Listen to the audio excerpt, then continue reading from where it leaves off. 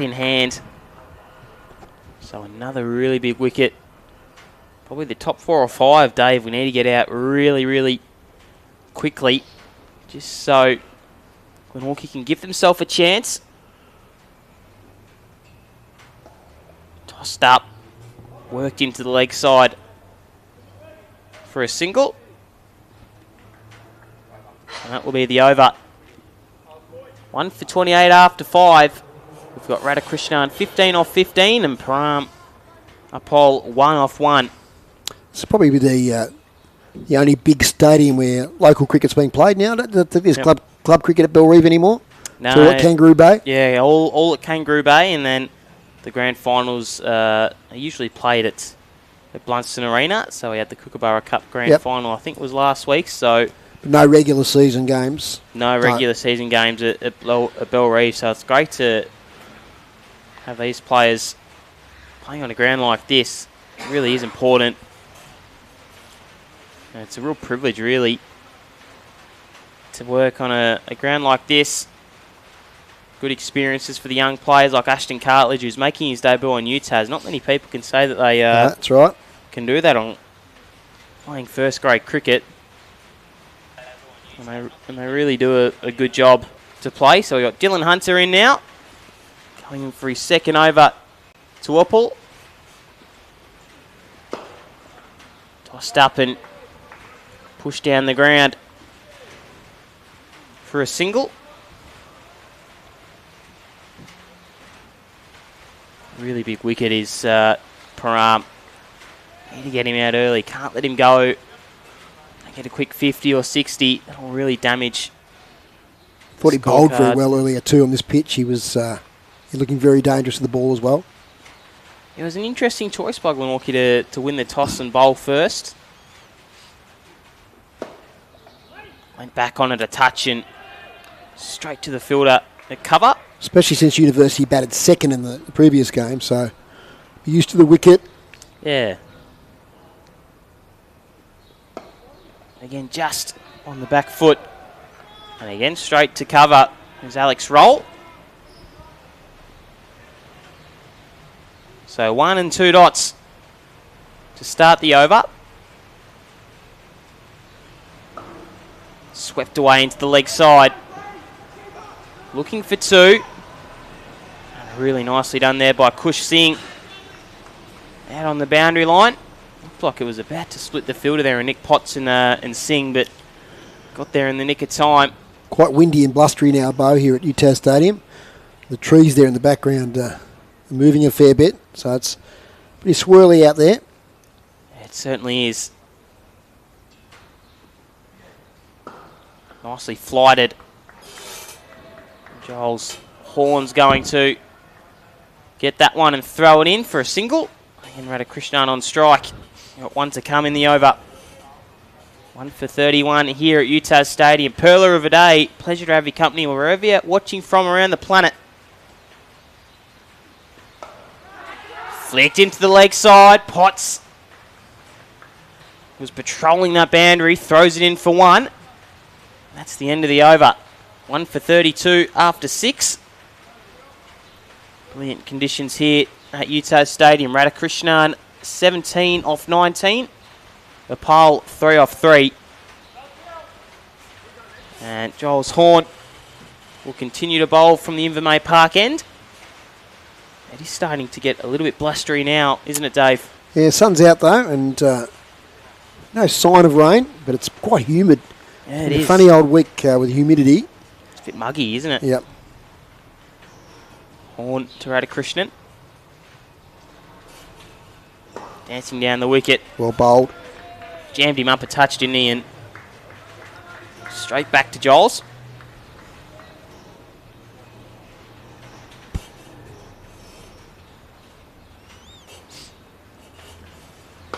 High. Up and under. Silliphant's running around. Diving attempts just under him. They're going to come back for 2. It was a good attempt, but just didn't quite get there in the end. Didn't carry to him. Dived over the top of it.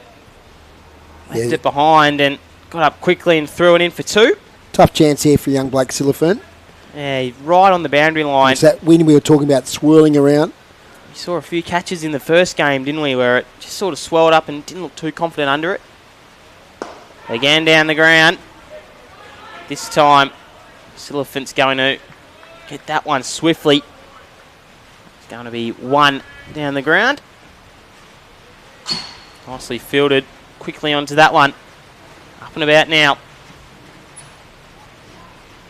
Slow start to start off with from Uni, but again, Glenorchy have been just putting him in the block hole, cramping him up a touch, making him hit to the cover fielder in the mid-wicket. Cut away to backward point for a dot.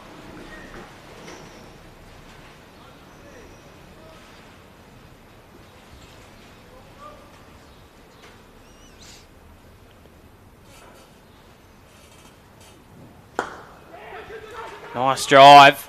Looking at two. Tauber's going to run onto it. Run out chance at the bowler's end. Beautifully run there by Radhakrishnan to come back. Tauber just a little bit slow on it. And the running's been really good from Uni to start off with. They're a nice fit team. You can obviously tell they do a lot of extra running.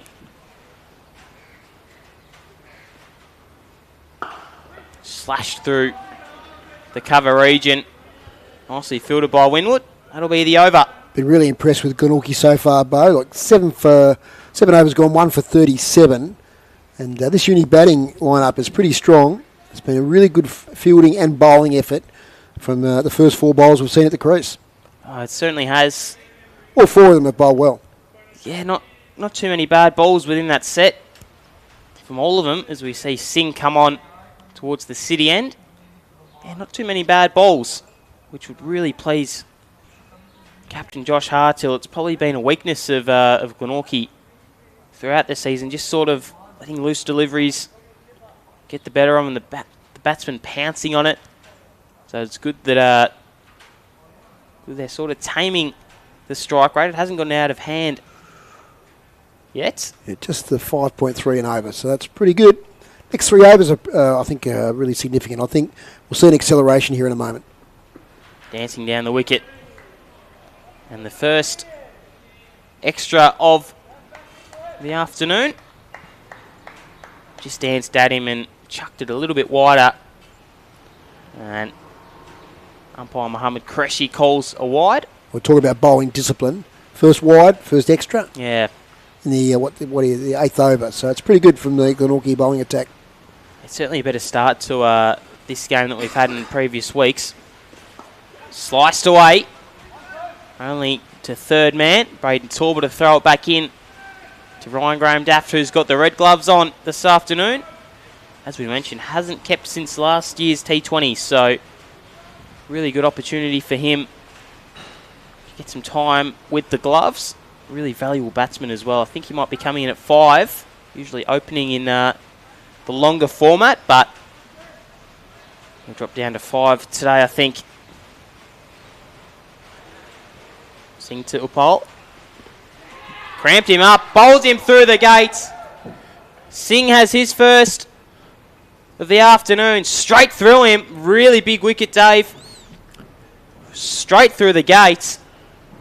And Singh has his first. 2 for 39 after 7.2. That's a massive wicket, Bo, because Paramapal, we know that he can be really damaging. Slow today, 5 off 7. But I think it's that disciplined bowling we're talking about, and that was the case again. And, yeah, Kush Singh, bowling good lines, good pace, and good reward for effort. Yeah, it certainly was. Just a nice Yorker length, wasn't it? Where he didn't quite get the hands in the right space and couldn't hit through the ball, so he was cramped up, and then Singh took that opportunity, pounced on it, gets his first. We've got Tim Ward, who missed out in the previous game. He did. I mean, we know T20 is probably not Tim's game. No. He's more suited to the longer form, but he can be a dangerous player. And I did notice in the 290s that he made in the Shield game in Sydney that he worked a little bit on moving it along a bit. When he was opening for Tasmania, he could be a little bit slow scoring. Yep. But I think he looks a better player when he's a bit more when he has a more positive outlook, put it that way. He's a left-hander as well, so really difficult to sort of hit over cover. That's probably the shortest boundary here at Utah Stadium. As he just defends that one. It's quite long here. Straight at Utah's, and then to the right of your screen in the western stand. That's a really long hit. If you're watching at home, it's probably the size of the KG5 sort of side where the hill is on. So really, really long to Tim's leg side, but I'm sure he'll be able to cover it if he gets on it sweetly. But try and take a hold of that offside. Just getting him again through the inside edge. It's a fine spell of bowling. 1 for 8. And just 2 balls left in his second over. I'll tell you, he had no trouble clearing the boundary in the previous game, Bo. Alistair Taylor, great knock. Yeah. Hit 4 6s and 3 4s. And was out in the second last over, I think. But yeah, fine innings by Alistair Taylor. I hope he doesn't mind me saying this, but he's a veteran of this competition, and he's obviously started off his own coaching business as well, so he's got a wealth of knowledge to give these young players. Just swinging at it was Radhakrishnan, had a little fiddle with it and beating the outside edge. Obviously, that'll be up on City Park Radio next. Glenorchy versus Greater Northern. We'll Correct. Get to listen to how Alistair goes. So stick around for that via the Community Radio app. Let's hope it's as good a game, or this one as well. We had a last ball finish in the previous game. Just joined us. Yeah, a bit of confusion with that one as well. I'll explain that in a moment. High up and under ball. A few fielders running in between it. Dylan Hunter sits underneath it. Really good catch. It was swirling in the wind. He looked a little bit misplaced. They had 3 fielders coming in. Alex Roll as well. And Dylan Hunter snavels the wicket of Radhakrishnan. A shot of frustration, Bo. For 21. Yeah, a shot of frustration. He's been tied down. One good boundary, but just couldn't accelerate. And he was forced into that shot. And once again, seeing 2 for 9 off 2 overs. That's outstanding. Yep. And they're in a bit of trouble here. 8 overs gone, 3 for 40. I mean, we saw in the previous game both teams, Uni and Greater Northern, fight back from these sort of positions. But, gee, the way Glenorchy are fielding and bowling, they've got Uni on the ropes here at the moment. Yeah, really good start. And now we see the young debutant, Ashton Cartledge, to come on. What does he bowl, Bo? He bowls off spin. Very, very good off spin bowler. No tougher task than bowling to Tim Ward, who obviously is a state player. We were joking on the way up about hitting him over the grandstand. If Ashton can get a wicket here, he will be up and about. He's come up through the ranks at Glenorchy Cricket Club. He certainly has. He's played under 15s with him. He was working his way up from St Anne's and then moved over.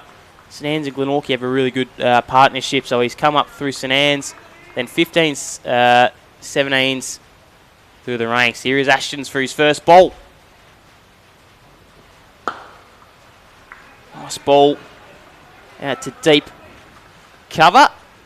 First ball in first grade cricket, and they're going to get a single off it. Bit sloppy there. Sloppy from Ryan Graham Daft. Wasn't the best throw in the world either, it has to be said. It should have been taken.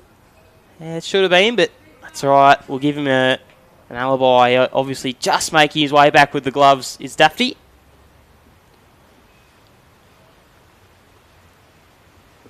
Yeah, so he usually, what his best ball is tossing it up through the air. He gets a lot of flight, does Ashton, and helps him get a lot of wickets in second grade and third grade. That's why he's here today. Just cramps him up a little bit. Out to Torba on the outer ring. Talking about St Anne's Cricket Club, Bo, where are they based? Yeah, so they're out at Cadbury's in Claremont. So good home partnership ground there? with them. Yeah, home ground out there. They play on the concrete synthetic, but really good partnership. We've got a lot of good players coming through the ranks there. Yes, that's a really good ball from Ashton. Just not letting him swing the hands at it, Dave, and perfect delivery. It must be said, this first over in first grade cricket, he hasn't looked out of place at all. Done well. Oh, nearly. That was an under edge, I think. Straight on the pad there of Ryan Graham Daft. Yeah, Zach Fair, the new batsman in, we should say that. Yep. Yeah. Batted well in the previous game. Probably won the game, I think, did. for University. Really sound battery, Zach Fair. Tossed up. Just to the deep mid-off. That's a really good first over by Ashton Cartledge. First in first grade cricket.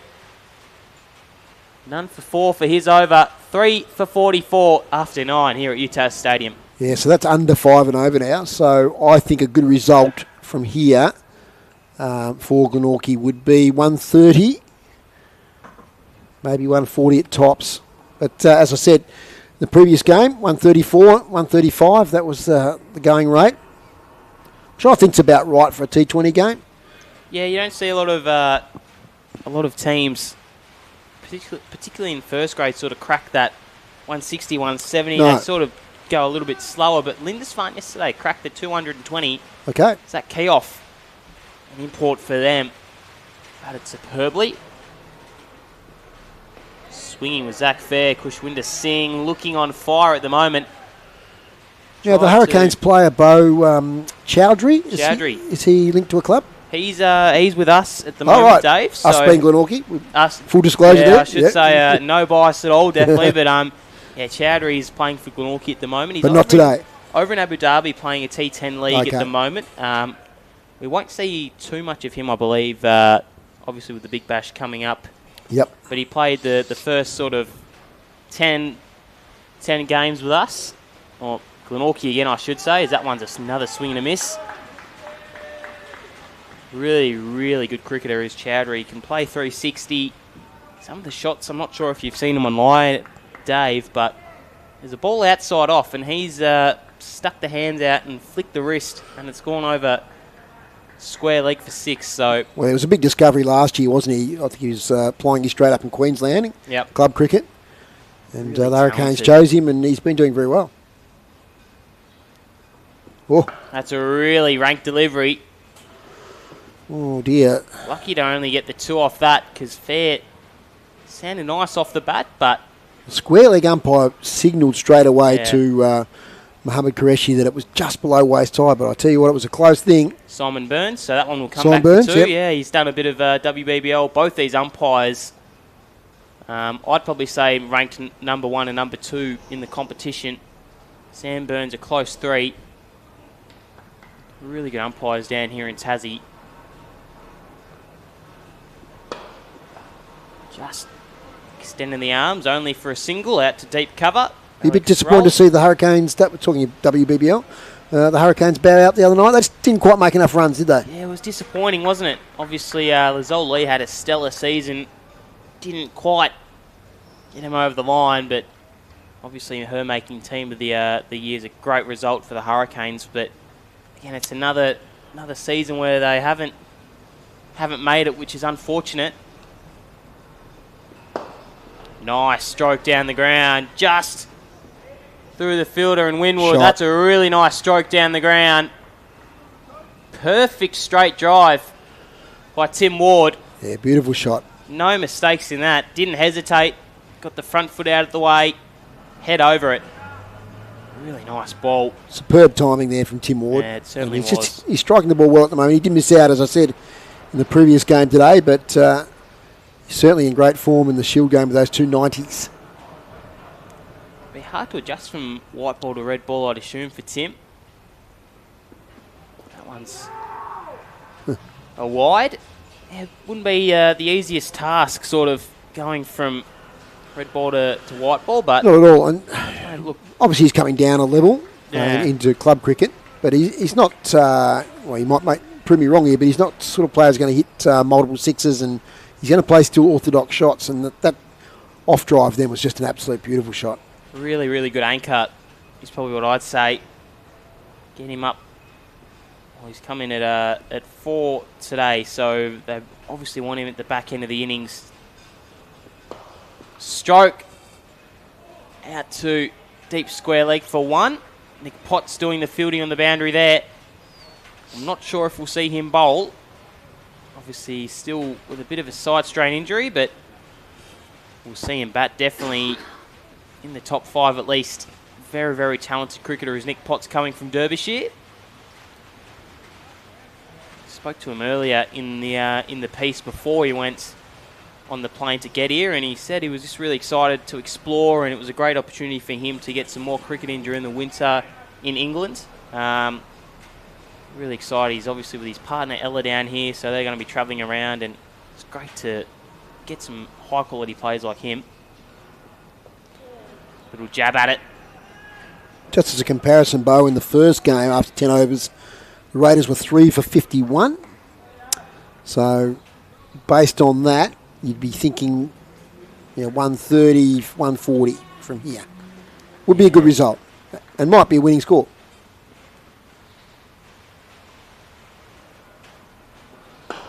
Nicely tossed up.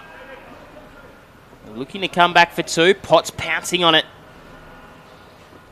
Throws it, but the running from Uni has been really, really good to start off this match. 10 overs through. Tim Ward scurrying back. He's never going to give up a single or a double run. He's Ward. He's so fit. He's moved up to 10 off 8 pretty quickly.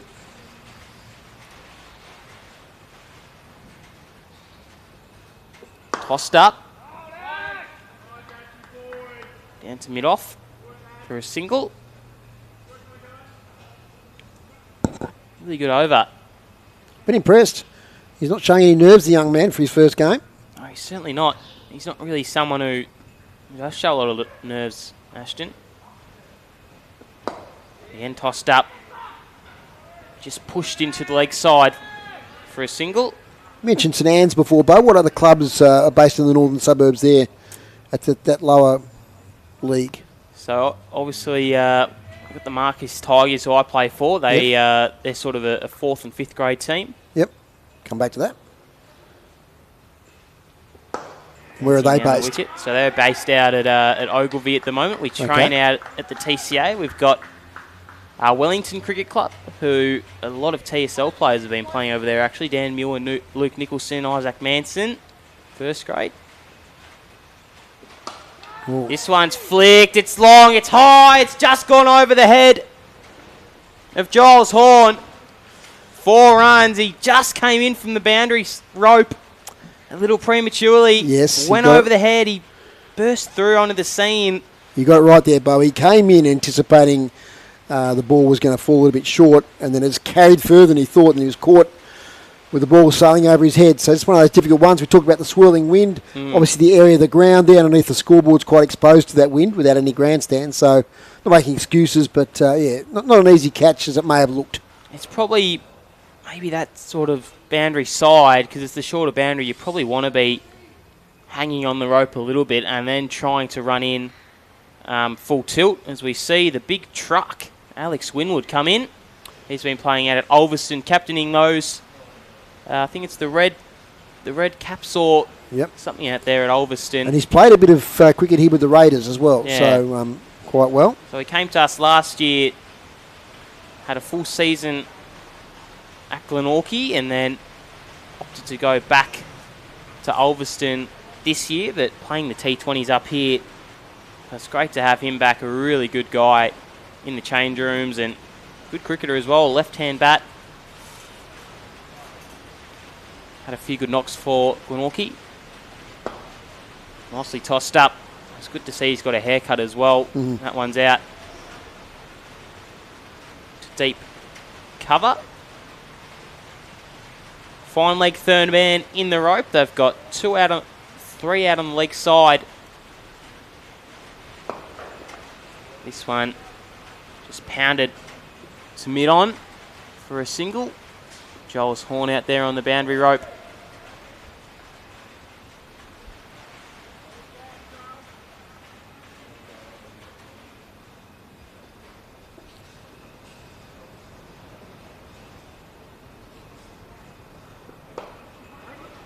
Just cut off a point by Dylan Hunter. Running's been really good from Uni as it stands. 3 for 65 over run rate 5.7. Pushed him back just a touch. punched it through the offside for a single.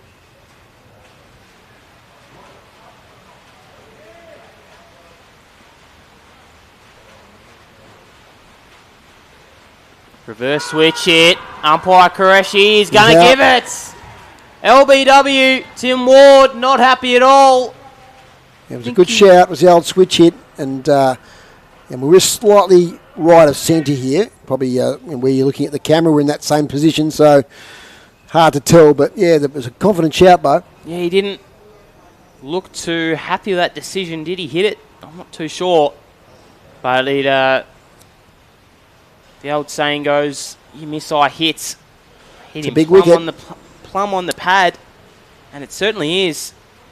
So Tim Ward out for 12 off 11. He burst onto it and then he caught up with him. Louis Smith, the new batter. Zach Fair, 14 off 14. The highest run scorer for Uni as it stands is Radhakrishnan, 21 off 25. We'll see him with the gloves later, I assume. Really big wicket. So 4 down now. Glenorchy back into this game. A few overs without a wicket. Winwood comes on. He's not necessarily someone who's going to spin the ball a lot, but quick through the air. Darts them in. A nice wicket for Winwood on his Glenorchy comeback. One to come in the over. So all the bowlers have contributed so far, Bo. That's what's been really impressive. It's been a real team effort. Look at the run rates conceded there. It's been tight, hasn't it? Yeah, it's been good. Bowling in partnerships is probably the best way to describe it. 2 out on the leg for Louis Smith. A golden duck in the first game. Sorry, second ball duck. Beg your pardon. Oh, nearly. Went onto the stumps. Smith was happy to move his bat in front of that. That's the over. 4 for 66 after 12. Zach Fair, 14 off 14. Louis Smith, 0 off 1. Winwood with a wicket that over. Went for 4. And Glenorchy looking really, really good at the moment. Looks like spin might be the way to go this game, Dave. Yeah, we saw that in the first game as well. A lot of the spinners really contributed for both teams. Yeah, 4 spinners have bowled. Although 2 pacemen that caught my eye in the first game were Mohammed Irfan. Of course, we'll see him bowl in a little while. He's always going to catch the eye. Big Billy Stanlake also was pretty impressive. See him in the next game. God, Ryan Graham Daff just missing. Stumping chance missed there. Yeah, hit him on the thumb and just missed it. Went through the hands and might have been out.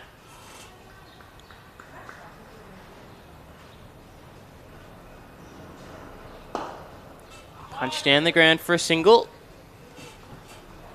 So I want to know, Dave, how do... obviously the Raiders aren't playing at the moment, but I want to know a little bit about where these boys come from. Obviously that game's up next on the live stream. That you can find that on the CTPL YouTube channel and City Park Radio via the Community Radio app. Is there a website that people can go to watch that? Listen to that? cityparkradio.com. There's a live stream from there as well. So lots of different ways. After the first game, I'm really looking forward to this one as well. But seeing the Raiders, how they go, they'll be disappointed because it's their second T20 loss now. But, yeah, no, they're all local boys except for Billy Stanlake. Of course, they're missing Aidan O'Connor at the moment, who's probably their star player as far as locals are concerned. Obviously at the PM's 11. Yep, which is hopefully getting underway fairly soon.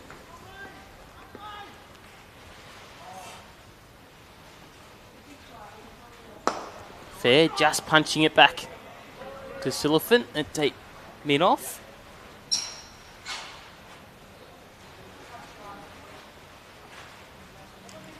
So they're going to have 3 out on the leg and then a deep point, a deep mid-off. Dancing down the wicket. Punched it out to Alex Roll at deep point. Point of interest here will be when they take the power surge, Bo. I'd imagine if these two can dig in for another couple of overs. Yeah. And have their eye well and truly in. They'll look to take it perhaps around overs 15, 16. Just bounced up a touch. Yeah, probably tend to agree with you there. They need to get Louis Smith in. Zach Fair's someone who can hit a long ball, but as we see the over, done 4 for 71. Zach Fair can hit a long ball, but he's probably just someone to anchor the lineup, much like Tim Ward, who could just knock it around for your singles, your twos, your threes, and then try and get some star power in. I can tell you who will hit a big ball if he gets the opportunity. That's Mohamed Irfan. Yep. Wow, he's a big man, and he can wield the willow. He is massive. He played at KG5 last year for Glenorchy. Come back to that. Dancing down the wicket. Bowled him. Winwood's got another. Just cramped up for space, was fair. Didn't really need to dance down the wicket to that. And he did. So it's another wicket for Winwood. Anyway, back to that that Mohamed Irfan story. He played a T20 against Clarence out at KG5, and I don't think I've ever seen someone hoop the ball as much as Mohamed Irfan does. He has a really ratchet action, which is not a hit on him at all, but it looks like he sort of bowls off the wrong foot. Noticed that earlier. It was a really interesting action. So bowl with good pace. He got some good bounce as well. He's very, very quick, and he's someone who can take wickets in bulk. He's been doing it for the Western Suburbs cricket team out in Sydney, so Uni have flown him down. Much like Dylan Hunter, I think a lot of these players now are quitting clubs, or maybe just taking break from clubs to go on the T20 circuit, and wherever they need or wherever they can make a bit of coin, which is fair enough. Speaking of the T20 circuit, here's a man on strike now that is prominent in a lot of T20 leagues. Paddy Dooley. And here is Patrick Dooley. Interesting to see how some of the Glenorchy batters go facing him. They've played him a few times now. Nearly chopped onto the stumps. Ryan Daff quick to swoop onto that. Ball just fell into his lap. Winwood's cramping him up here. He's 2 for 4 off 1.3. Dooley flicks it over. A ramp shot to short fine. Only for a single. Really makeshift shot there. It looked like it was a little bit quicker. Current run rate, Bo, is 5.3. So if they're going to get that 130 I suggested, they're going to need 10 and over from here. Yeah, I can't just see that at the moment, but we'll see. They've bowled really well, Glenorchy, haven't they? Cutaway into the offside. Potts really quick again.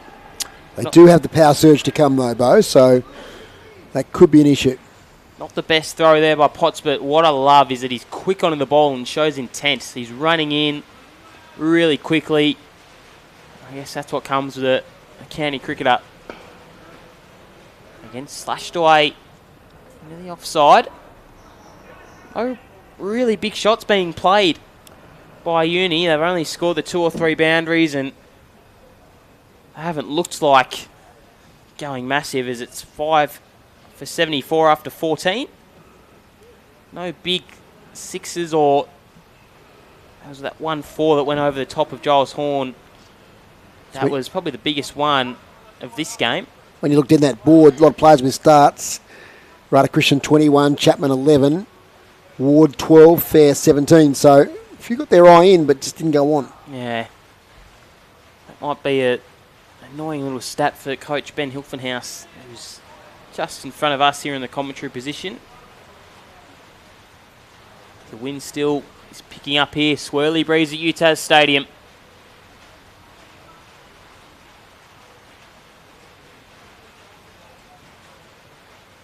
.223 in Launceston. Nice day for cricket. Bo Downham, Dave Moore on the call. Pleasure to have your company wherever you're watching from around the planet.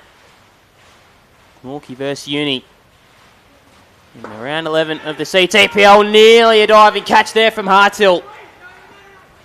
Silliphant quick onto that. That would have been an amazing catch if Hartill was able to snare it just a width away from him. It was a diving left hand attempt. I'm used to saying left foot, Dave. I nearly fumbled up there. Wrong season. Left hand.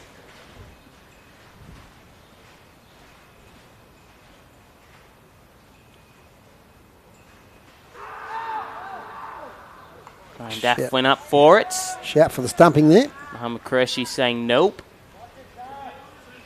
Nice to see him so quick onto that, Ryan. A long time without the gloves on, but you never lose it. He was the wicket keeper before Josh Hartill came. Big long stroke. It's going to clear the boundary for 6. It's the first of the afternoon. Just bouncing over the boundary line from Smith. Just timed to perfection, really. Split the two fielders out on the leg side. In Hartill and Silliphant went over mid-wicket. And it was never a doubt. You had your fingers up before it even went over the boundary line. It was struck so sweetly. So Smith with a really nice hit for 6. Just slashes the hands at it. He's had a lot of the ball today, Alex Roll, out in that deep point sort of region. The field starts to move around again.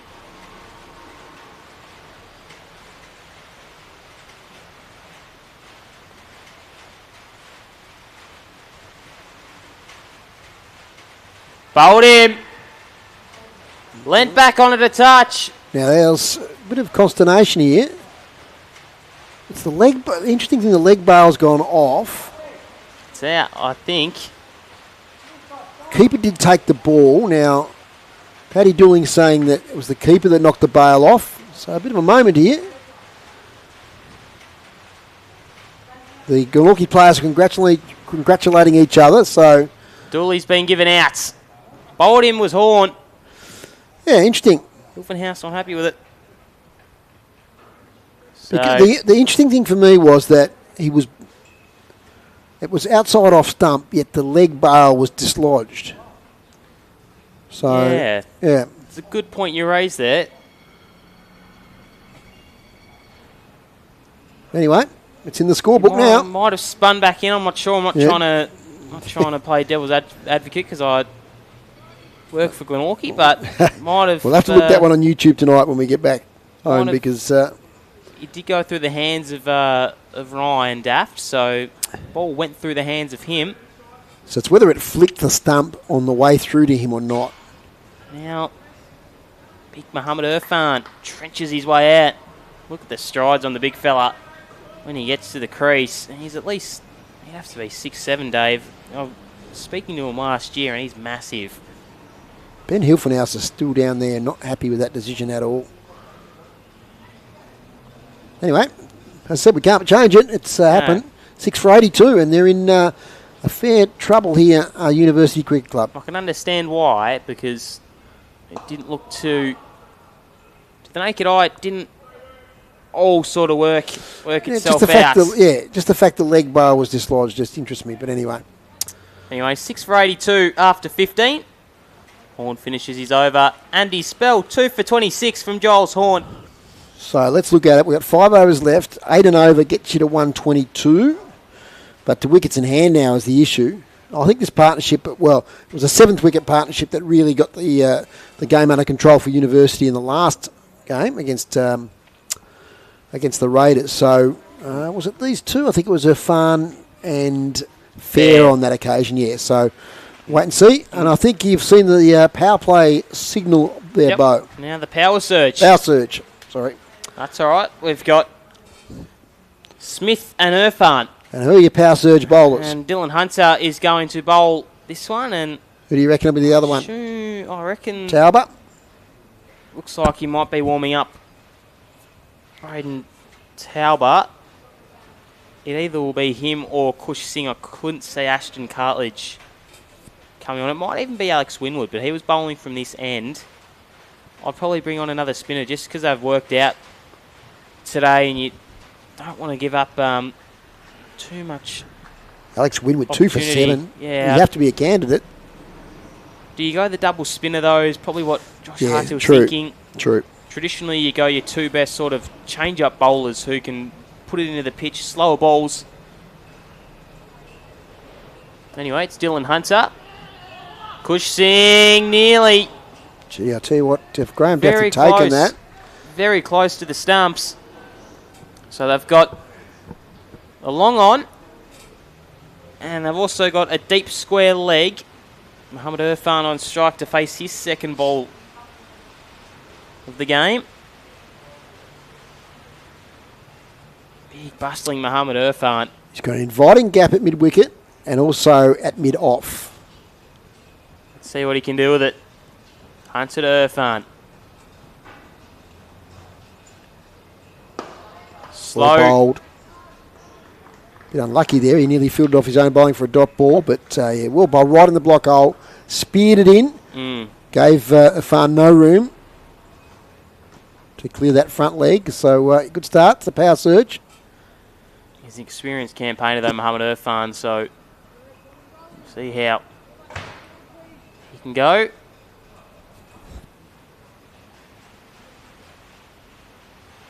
Dylan Hunter in the number 2. Used to be worn by Joe Lorem last year. Finished up at the end of the year, at the end of the season last season. Just off the pad going down leg. So the power surge hasn't quite worked out the way they wanted. Got a deep mid-wicket, deep long on. He goes Josh Hartill cover for a single. Acrobatic fielding by Josh. Enjoying his time in the outfield, no doubt. Yeah, look, he's just scrubbed the back. I'm sure he's fine, but after 4 days of cricket, probably be feeling sore. Bit stiff that he's had to come back up to Launceston, stay back in Hobart for a night, and then come back up. Slashed at it, straight to the fielder, Giles Horn. Irfan's gone for for 1 off 3. Simple catch. Long off. Mid off. Not the best ball that Dylan Hunter's ever bowled. No. It was a bit short, but he want to change his pace a little bit there because he threw the shot a little bit before the ball got to him. So, yeah, valuable wicket.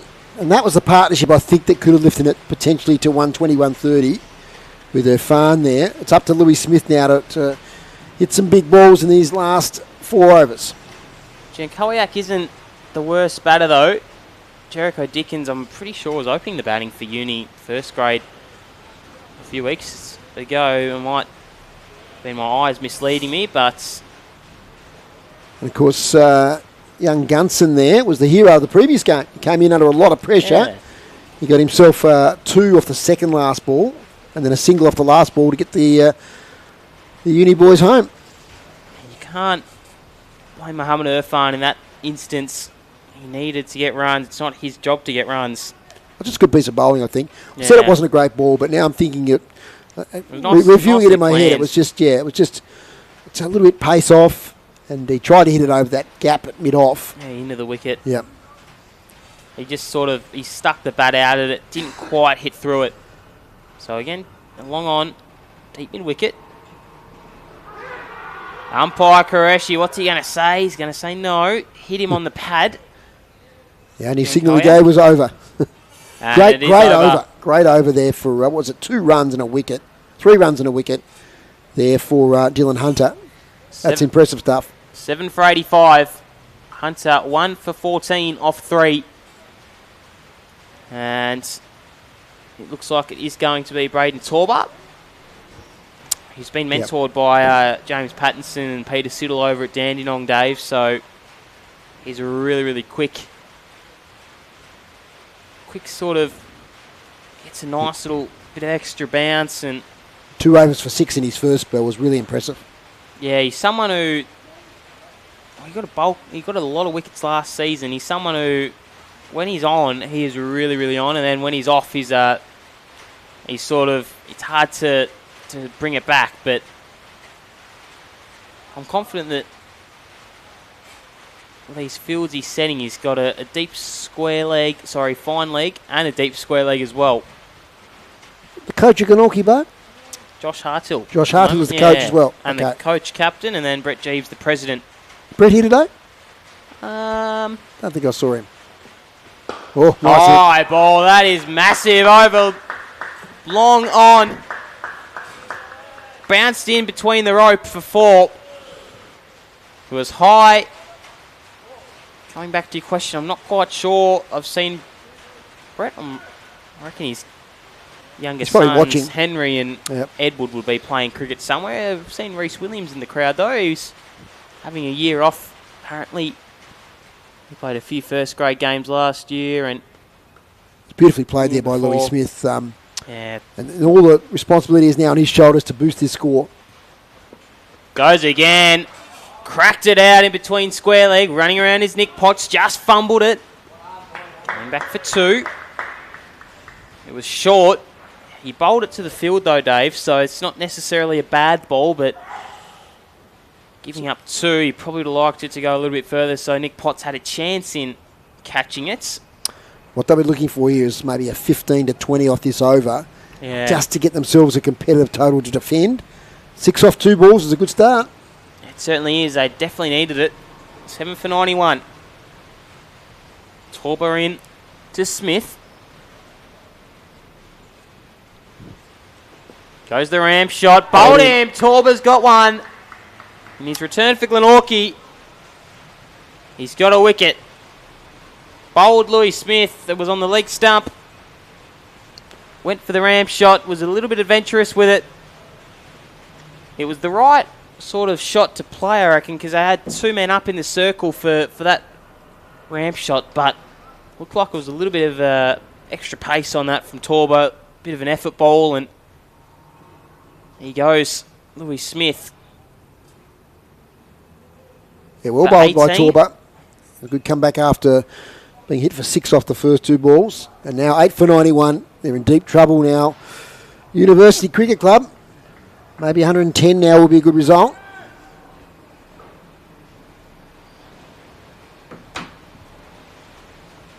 Torber, 1 for 12 in his 3rd over. Just running down the board. So Radhakrishnan 21, Chapman 11, Nepal 5, Ward 12, Fair 17, Smith 18, Dooley 3 and Irfan 1. So no one really get going, Bo, did they? I said previously a few with starts. Not but really. No one's got that half century they probably needed to get that total up to 130. Yeah, and we thought it might have been Tim Ward to play that role. He didn't like the way he was given out. So now they bring in Gunson. Hits him on the pad. A little bit too high. It's beaten for pace there. Definitely too high. Yeah, hit him right on the top of the pad. Simon Burns and Braden Torber having a little bit of a laugh. Very, very good umpire are these 2 out on the field today, as well as Mark Smith doing the next game. Fun story about Mark Smith, actually. This one's just nudged into the offside. Throwing the stumps down there was Cartledge.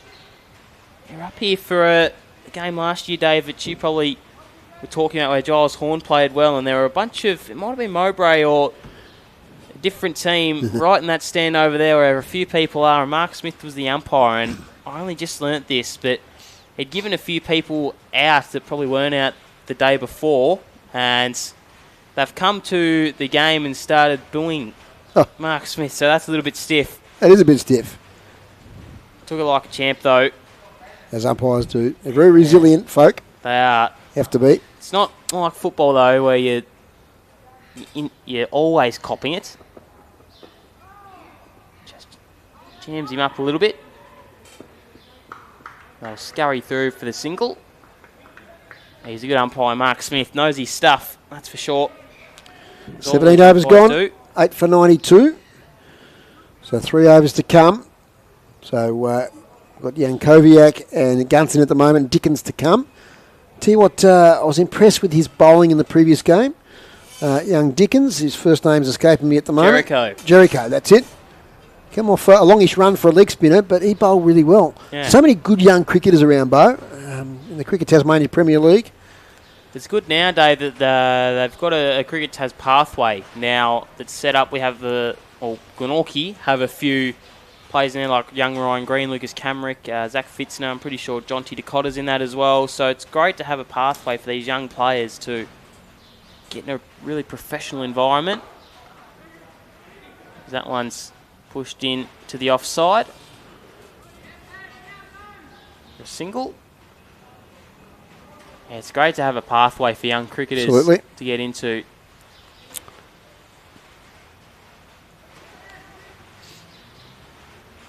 So Jack Gunston. Now the 5 are allowed out. Deep mid wicket, deep square leg, deep long on, deep long off, deep point.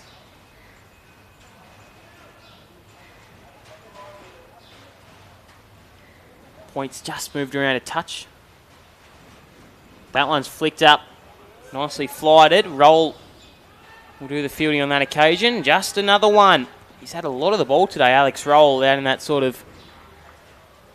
I'm not sure what that stand is there. Might be the UTAS stand. Eastern Terrace. Eastern Terrace, that's exactly right. My seat at the Hawks game is just behind there where young Alex is. Not too familiar with the stadium, so it's great to have a local like yourself here. Nick Potts will throw it in quickly, scurrying back for 2. They make it.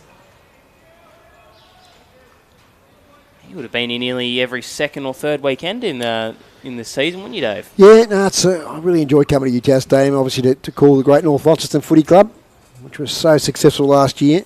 Played great footy. Swept away into the leg side. Potts running around. And throw it in. Sorry, the last 10 years, cricket here has been fantastic as well. Pride Hurricanes had a bit of a curse here early on. They couldn't sort of win here, but last season they won both their games here. Oh, it's a great venue, and great that it's being utilised for something like this, for Premier Cricket. Again, going the big heave-ho was Gunston, but... Yeah, I think the Raiders have got arrangement to play quite a few games here, and the girl Raiders as well.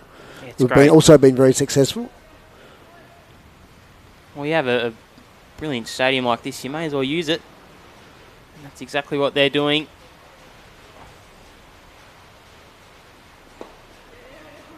Jabbed into the leg side, Silliphant running around. It'll be a single. Sensible batting here from Jankovic and Gunston. I mean, you get the impression neither of them are massive big hitters. Yeah. But I think they're going to look at the previous over and the next over, maybe just pushing it around, trying to get 5 or 6 and over.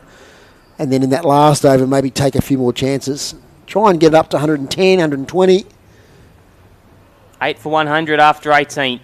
Torber to come back on, 1 for 14 off 3. This will be his last over. You'd imagine Singh would bowl one. He's got 2 for 18. And maybe Winwood would be a little bit stiff not to bowl out his overs, but he's definitely done his job. He did his job in those middle overs for sure. Took a couple of really important wickets. Artil bringing the field up. Of course, another game after this. That'll be on City Park Radio, the City Park website. You can listen to that on cityparkradio.com, and then obviously you can go to the same YouTube channel you're watching this on and watch that. High ball. Graham Daff standing underneath it. Regulation catch. Torber has another. That's his second of the afternoon. Relatively easy catch there by Ryan. Made it look easy. And Torber's got another. Of course, you can also download the Community Radio app and listen to various... You're on Community Radio yourself now, Bo? Yeah, sure am. We're on Hobart FM 10 till 12, which Excellent. is not a great time slot, but obviously you do a few fill-in drive-through shows. I did listen to those, a few of the ballads and oh yes, a little bit of heavy metal I think you're into, so that's more my cup of tea. But it is. Nah, you always want to be supporting community radio because the presenters obviously... We're not getting paid for this. We're doing it out of the goodness. Well, not the goodness, but we do it out because we enjoy watching cricket and going to the footy each weekend, and it's also the same with community radio, so I'd highly suggest downloading the app and looking at your local radio stations. We've got Edge down in Hobart, Hobart FM. City Park is the only one up here, is it, Dave? Yeah, in the Launceston region. Launceston, we do have also Way FM. Sorry, I should mention this too. And there's a few regional ones, Meander Valley, Tamer FM as well. So, yeah, there's a few around the place, which is pretty good. Yeah, give them a listen. So 9 for 100. It's it's not a good scene here. And this would be a total I think Glenorchy would be confident in chasing down with the batters they have in at the moment. Pushed up on the crease was Dickens. I mean, you never want to jinx someone, but with the batting power that we have in today, a charity would have been really handy. But Winwood, you've got Potts, you've got Hartill, Dylan Hunter. I'm really looking forward and keen to watch Dylan Hunter, as he had a little bit tongue-tied there against Mohamed Irfan. That's the matchup of the day, Dylan Hunter versus Irfan for mine. Slower ball, cut in half just on the ribs. Graham Daff throws the stumps down, nowhere near him. He got nowhere near the stumps, and he's laughing about it as well. His throwing has improved, though. You should have seen him a few years ago, maybe even last year when he wasn't keeping. The throws weren't great, and he wouldn't mind me saying that, but he's definitely improved. So put a lot of work into his throwing. And tell you what, the over rate here from Glenorchy, we got away a bit late at 1:30, and it's 2:45, so an hour and 15 for 20 overs is great. Pretty good. Dance down the wicket, Gunson, head high.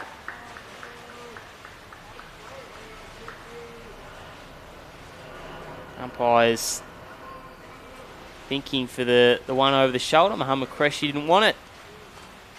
Not that it would make too much difference. 2 more balls in this over. Towers bowled brilliantly. 2 for 15. He might snare one more here if he's lucky.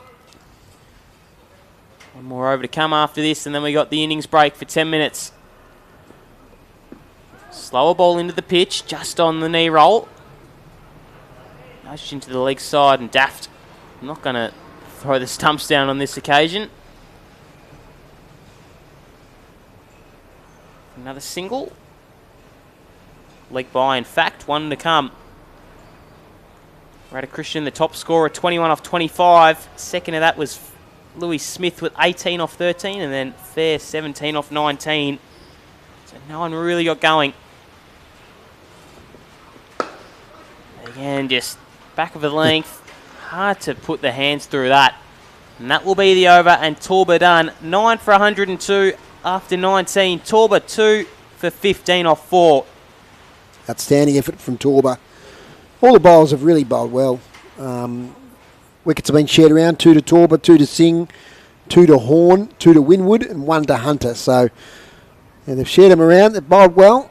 And looks like they're going to restrict University to not a competitive score. They should, all things being equal, they should run these down fairly comfortably. But you never know. Runs on the board in cricket, Bo. You've played a bit of cricket, as you know. You've always got to get them. Yeah. And there's always pressure on that side batting second. The hardest part is getting him. Looks like Winwood's going to bowl that last over. Good choice, I think. I've loved how Josh Hartill has utilised his bowlers today. He's gone a really good mix with pace and spin. And he's just sort of kept Uni guessing who he's going to go to, because Winwood's been really competitive, obviously, with the 2. You've got Dylan Hunter, who's done really well.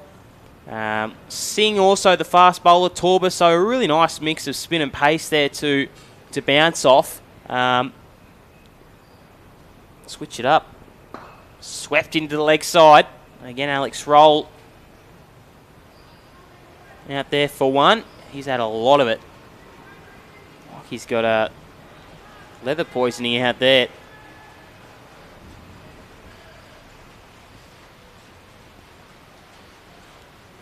That one a little bit flatter. Run out chance. It was Singh to Winwood. Mohamed Qureshi's given it out. Brilliant bowling display by Glenorchy. All out for 103. Ryan Duff giving it as well. Getting up and about. They've bowled well. It's really the first time this season where you go into it really, really confident that you can chase down the runs. Obviously every game, but that bowling display is phenomenal. You look down the board and you've got 6 bowlers and they've all nearly chipped in. Cartledge is the only one without a wicket, but he only went for 13 off his 2.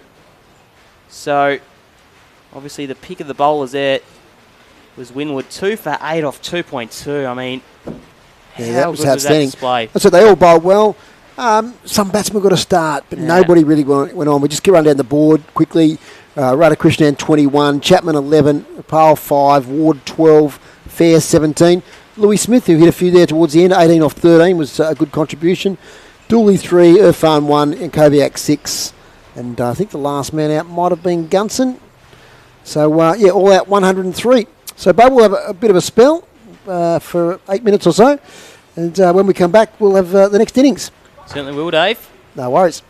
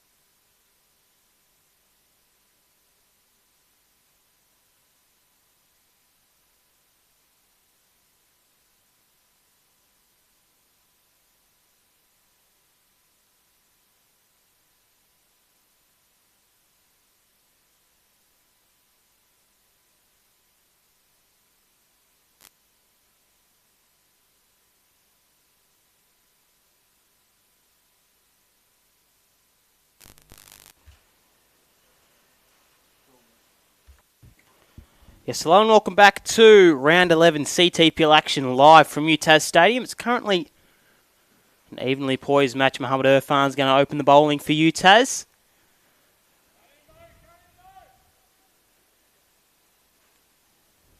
Glenorchy needing 104 runs to win.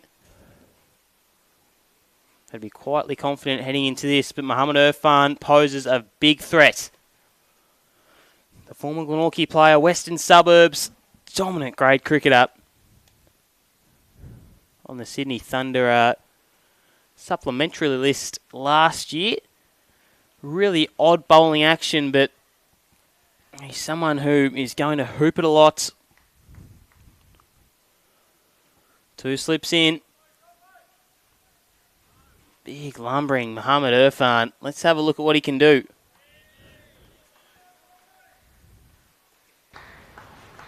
Here he is. About to run in the first delivery of the second game for him. Flew in this morning. So here he is against Josh Hartill.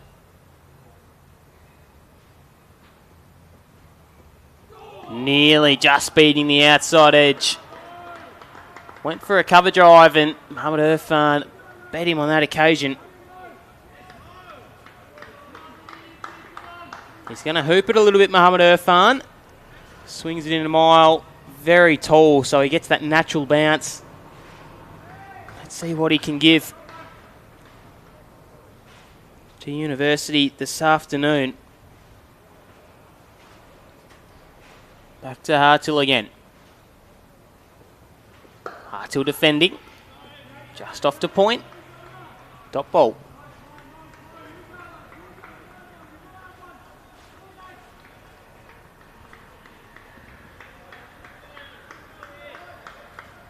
So Dylan Hunter opening the batting as well for Glenorchy. Alongside Josh Hartill.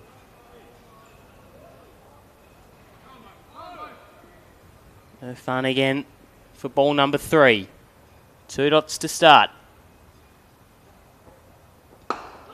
Just a little bit of an inside edge. Flick to mid-wicket. Another dot ball. Run rate doesn't have to be too risky. 5.3 the required run rate. So that's telling. They don't need to be ridiculous in how they play Glenorchy.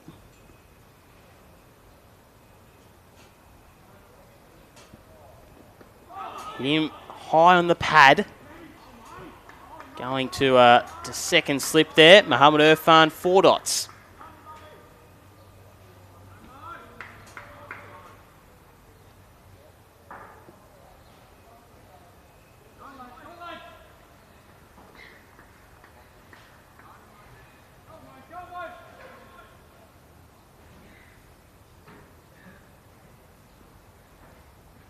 Back in to the right-hander and Hartill. Straight down the ground. Eloquent shot from Hartill.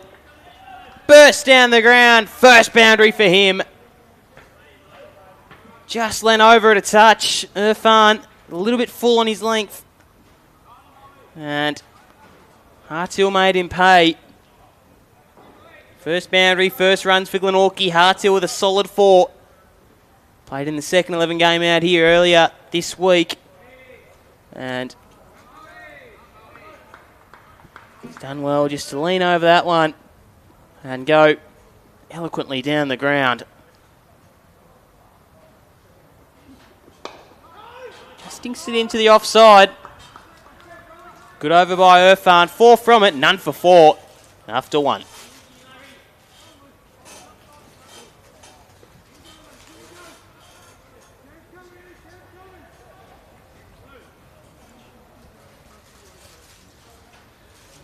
New bowler coming on for Uni, going to be Louis Smith from the city end of UTAS. Dylan Hunter, we had our first look at him in the black and white stripes. Let's have a look and see how he goes. Donning the number 2. Here is Dylan Hunter. I'm hearing he's an absolute jet, so it'd be great to see how he goes. We just get a sight screen change.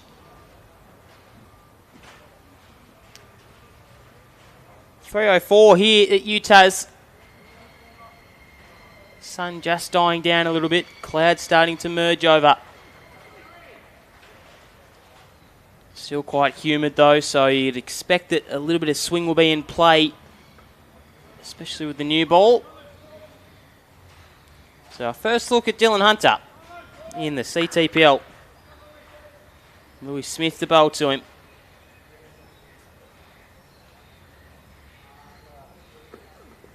Hunter, cover drive, cut off at cover. Param Upal, cut that one off.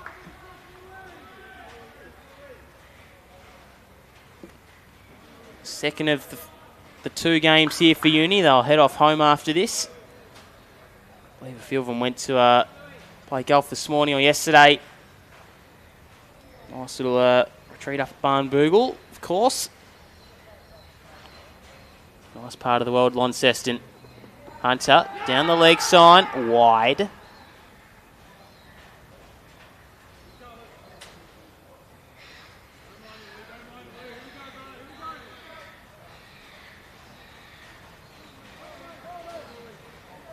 Rocking the Cooper cricket gear. Talented player. Big potential.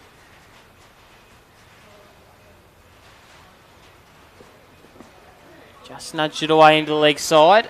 Open field there. They have a deep square leg, and this next sort of fielder in line to get that would have been the short fine leg.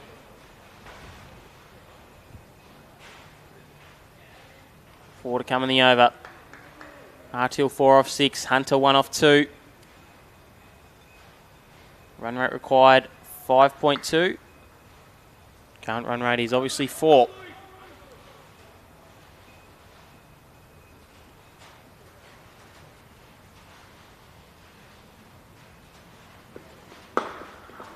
Just swipe down on it a little bit, hit the pitch and didn't really go too far. In fact, it only went as far as Zach Fair there at mid-wicket, so shows you how the timing was on that.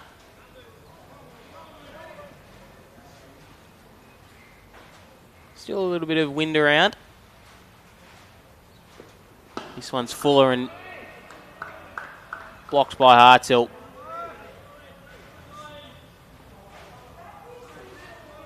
His batting stance and his actions and how he puts his head over the ball just is there's something about it which makes you want to watch him all day.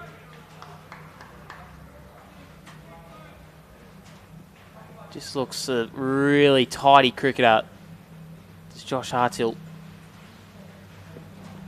Yeah, there we go again. Through the offside. Slashed away for 4. Second of the afternoon for him. Second 4, I might add. And again, it's just that really tidy slash at it. He has that little trigger movement going back in towards the stumps, and then he's set. No surprise why he scored so many runs last year, and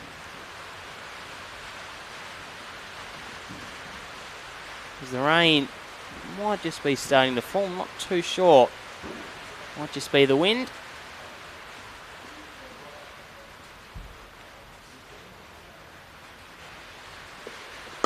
Nice straight drive. Pramapul went for it. Singled in the over. None for 11 after 2.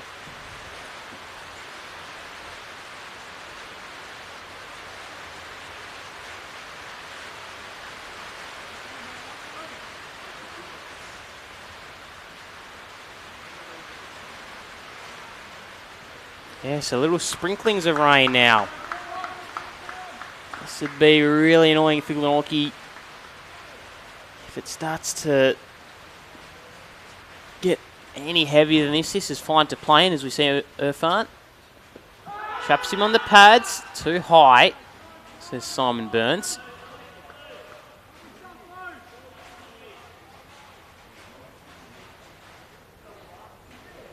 He is massive, is Mohammed Irfan.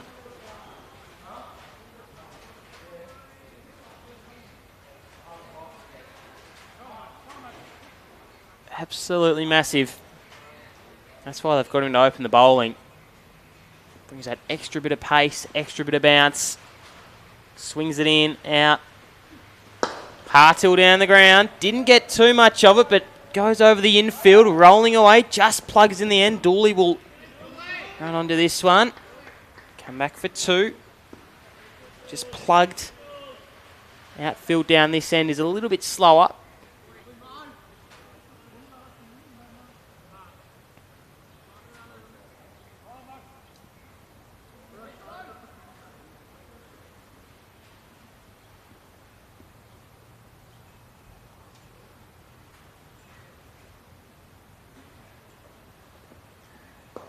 Down the leg side, wide initially.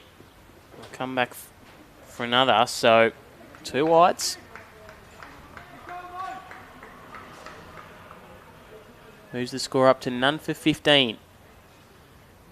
Archil 11 off 12, Hunter 1 off 2. Hasn't faced too much of it yet, so this will be his first look at Dylan Hunter, Mohammed Irfan. Again, this is probably the matchup for mine that can make or break this day. Mohammed Irfan, Dylan Hunter, 2 imports, if you will. 2 players that have come down to Tasmania to take on the T20 circuit.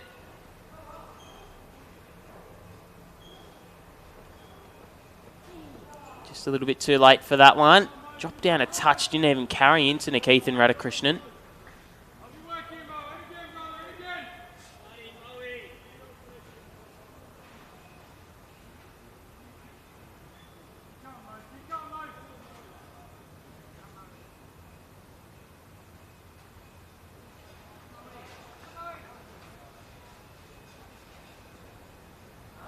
Irfan into Hunter. That one just grabs the outside edge a touch and rolls out to deep points. 2 to come in the over.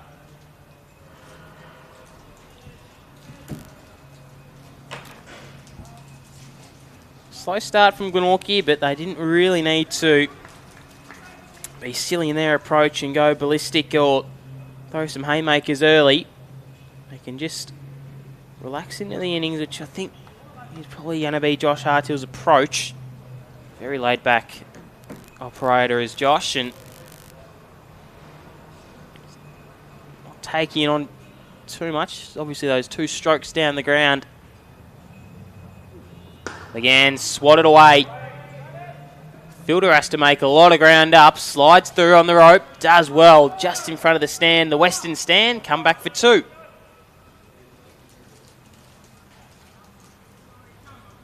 And that'll be 1 over the shoulder as well, while you're at it.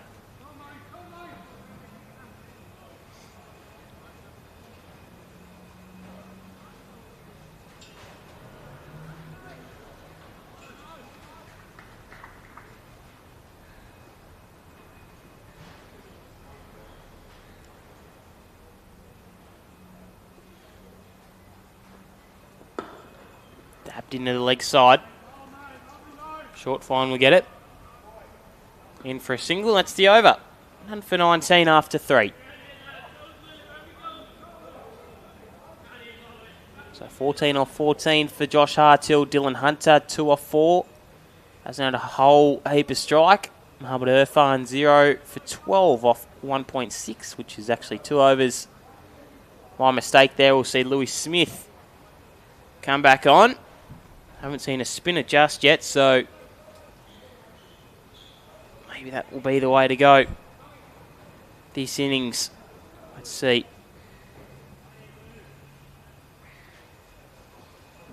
Smith into Hartill. Slash through. To mid-off, which is Patrick Dooley. No doubt see him with ball in hand very, very shortly. I think players have probably guessed a touch or a fraction in the BBL where he's going to bowl, how he sort of bowls, but at club level it's not often you see someone with an action like that, so it can be quite off-putting. We'll see how he goes today. That one's just cut into the pitch and Jack Gunson will field it. Deep points. Let's see if we get a real first good look at Dylan Hunter, if we can face the rest of the over out. I know how classy he is. By the looks of my cricket stats, he might be playing around Australia. Nice life to be living. Slashes of that one. High in the air, but only out to deep point for a single.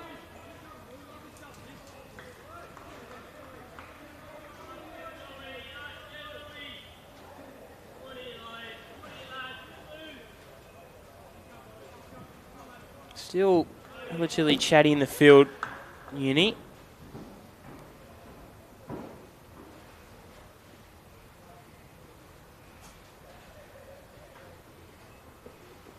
High down the ground. That is thumped over the infield. 4 runs to Hartill. That's his third 4 of the innings so far. Loves playing those straight drives, straight down the ground shots, piercing the infield. And he's taking up to them. He's now out to 19 off 17. He's going to be the enforcer.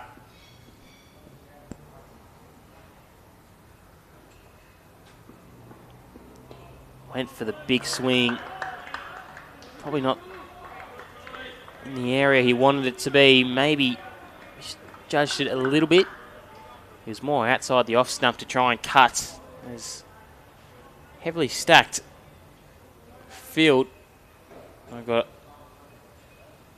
mid-off, cover, extra cover, and a deep point.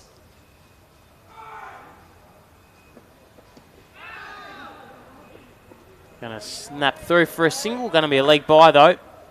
Nifty running by Hunter and Hartill.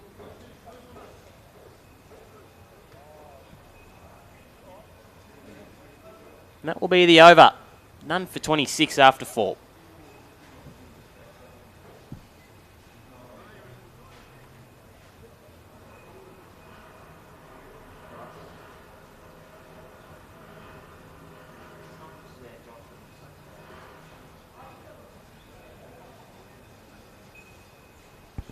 So our first bowling change will be Pram Upal.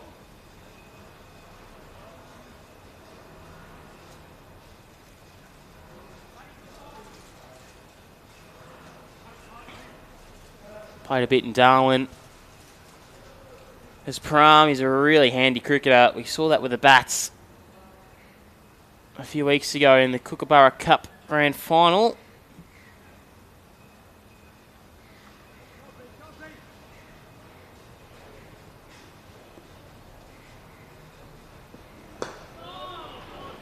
Went back on that. Straight to cover.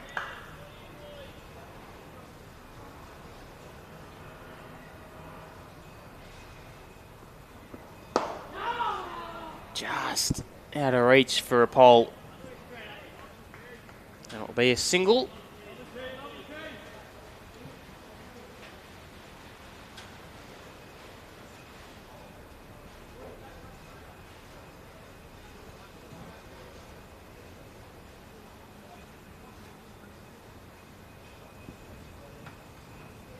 Change your sight screen now.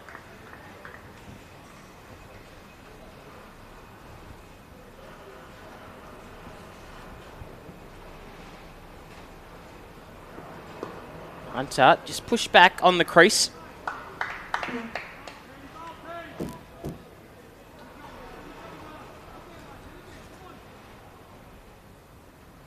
Welcome in Dave Moore. Dave?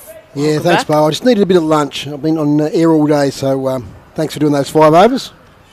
As this one slashed out to point. Yeah, tummy was rumbling, so I went across and got something nice to eat.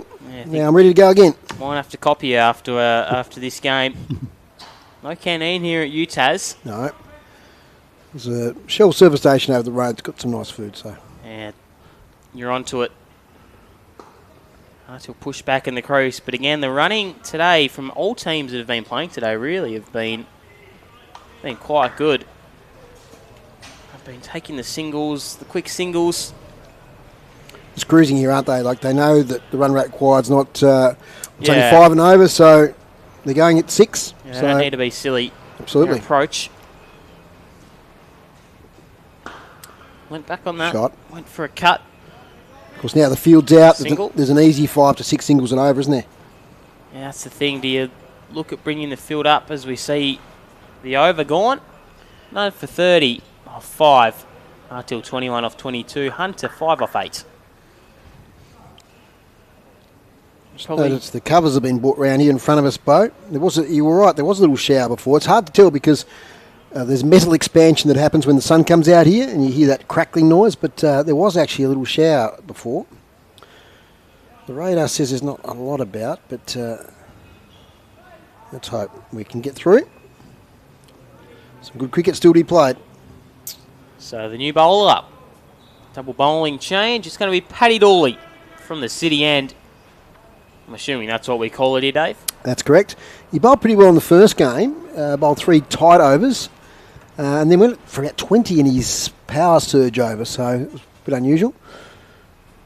Yeah, like I was saying, you're probably listening, maybe I think batters might have just worked him out a touch in Big Bash, but it is really awkward, I reckon might be the best word to face him. So you see Dooley to Dylan Hunter.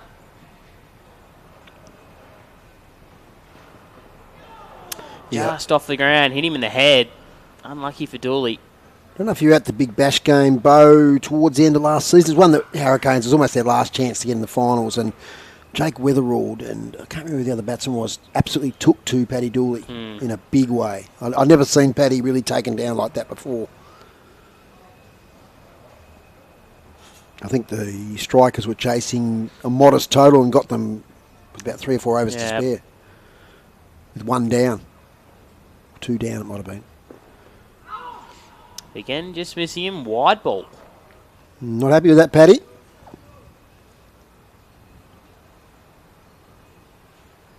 He's pushing them through today, not giving them a lot of air. He kind of needs to, doesn't he? Really make it hard to pierce the field.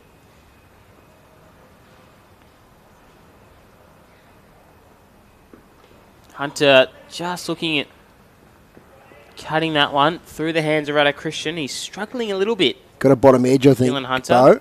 So he can't really call it a chance because it was at the bootlaces of Rado Christian, but he's got an under edge to that one, I think. He's just struggling a touch. As we said, the luxury of not having to chase a large total means you can probably fight through that struggle a little bit. Hartill 21 off 22. Hunter 6 off 10.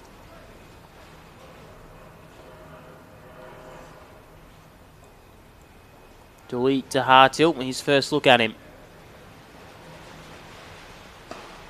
Slashed away into the offside. Picking up another single. They were hesitant for the 2. Didn't eventually come back for it. As the sun comes out, you can hear that expansion in the stand above us. It sounds just like rain. It does. It was putting me off earlier.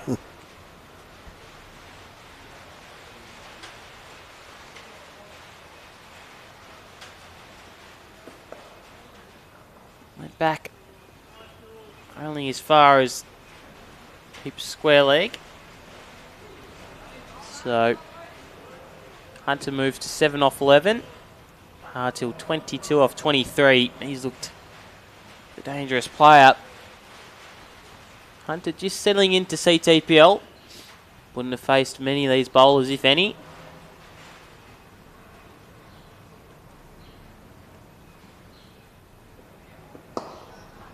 Bit of a quicker one.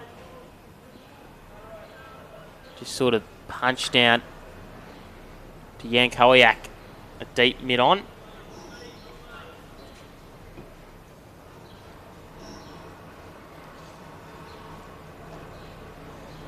One to come in the over.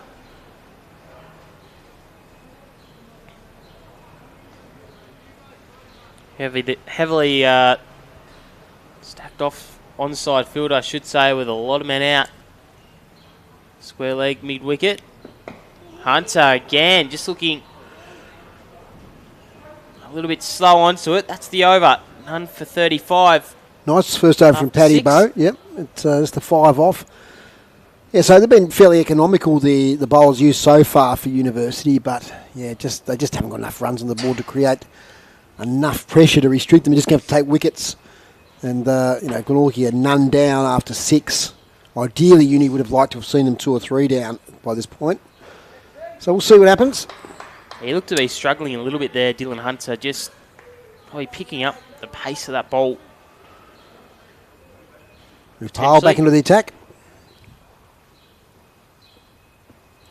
Artil happy to block. Just looks really, really tidy in his approach. From his stance to... How old is Josh Artil, Bo? Late 20s? Yeah, Mid-20s. no, a bit younger than that. Okay. 23, 24, around there. So he's Right. still got a lot of cricket to come. He just looks tidy, like the shirt tucked in, and even that just looks brilliant.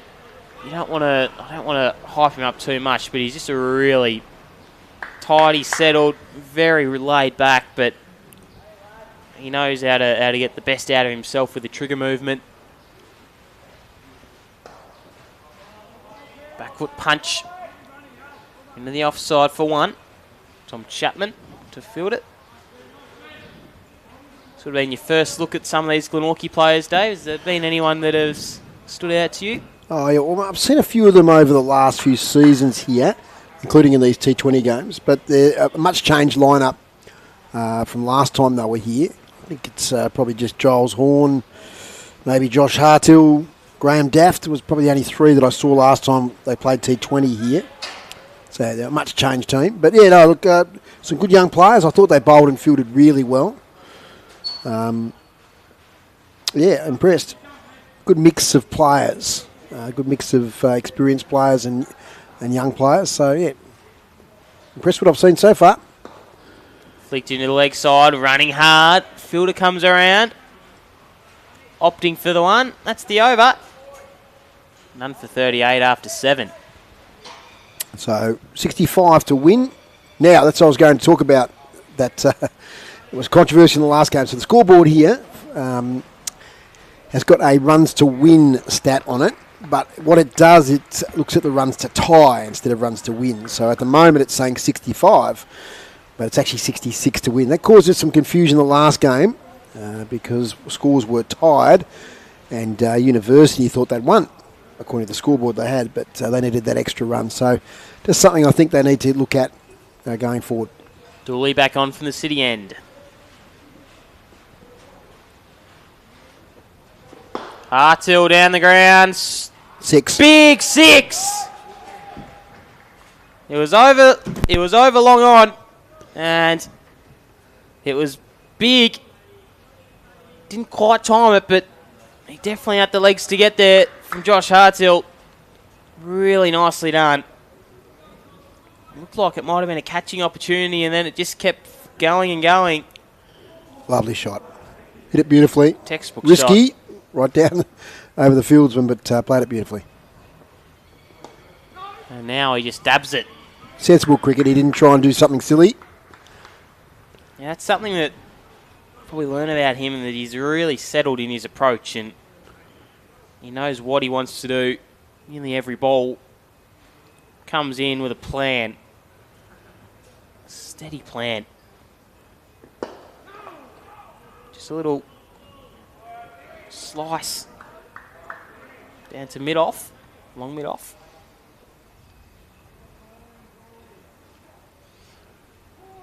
Yeah, they're just cruising you at the moment, Bo. Dylan Hunter as well doesn't have to feel any pressure. He's not going the best at the moment. No, but he doesn't really need to struggle. I'd like to see him push some more singles. He's 8 off 13, but see how he goes here to Dooley. Just a bit late on that. That's the thing, he can just get settled in. With a low score and the run rate's so low, he doesn't necessarily have to nudge around anything. He can just sort of get his eye in, and then I'm sure with him being at the T20 circuit, he can hit a long ball. So as soon as he gets himself in, that one's cut away. Looks like he's trying to play the cut shot to Dooley on most occasions. Good running. Very good running by Dylan Hunter and Hartill. That takes him up to 10. Hartill 32 off 32. I assume that Nick Potts would be in next. He has got the pads on. In fact, he's got everything on. He's got the gloves and the helmet to match. Dooley to Hunter again.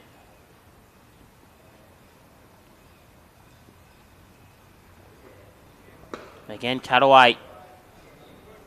Get to the stage soon when I think they'll need to bring some players in. I think Glenorchy will hold the power surge back as late as possible. While they've got 5 players on the boundary, they have to take very few risks. So it'd be tempting just to bring a couple in, maybe have 3 out, just to force them to go over the top.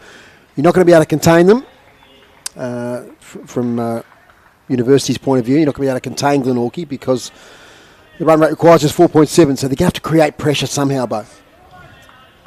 Uppel into his third over. So still going with the 3 out on the leg. Not creating too much pressure. And again, another dab. Really good running there from Hartill, and nearly an opportunity for an overthrow. Jericho Dickens was quick onto that.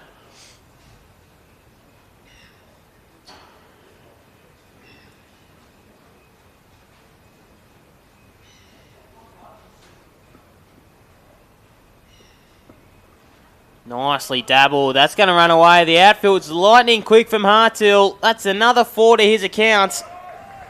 Really nicely done. Just sort of put the bat out, slice the bat face, and not much else he really had to do.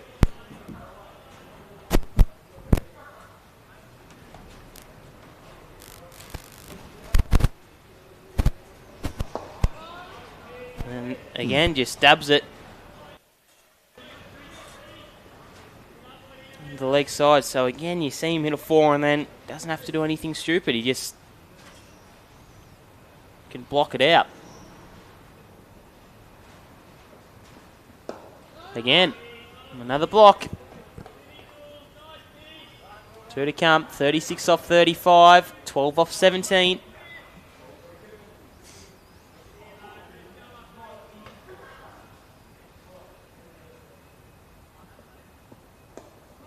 And works it off his pads beautifully. Really good running for a single. It's just the intent shown to get those really quick singles, and it's going straight to the fielder, but they're confident enough to go for it.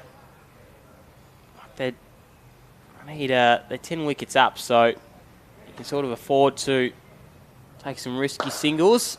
Sliced away. Nice shot. Into the offside. It's going to run away, but Tim Ward deep on the boundary. Come back for 2. And that's the end of the over. None for 56 off 7. Yeah, just cruising along here. The run rate required now is 4.4, 10 wickets in hand. So it should be a comfortable victory here to University. To Glenorchy against University. That'll be a win to University in the first game, a win to Glenorchy in the second game, and then of course the Raiders play Glenorchy in that third game coming up at 4:30 this afternoon. Of course, you can catch all the action here on the CTPL live stream or the City Park Radio website. And breaking news, Bo, you're joining me. I am. But Matthew McGee, Mac, were late withdrawal, so Bo's going to stay on and help me with the radio call of that third game. So thank you, Bo. No worries, Dave. It's a pleasure to be back. Hopefully Mac is going all right, and Yep, he's fine. he'll be watching at home.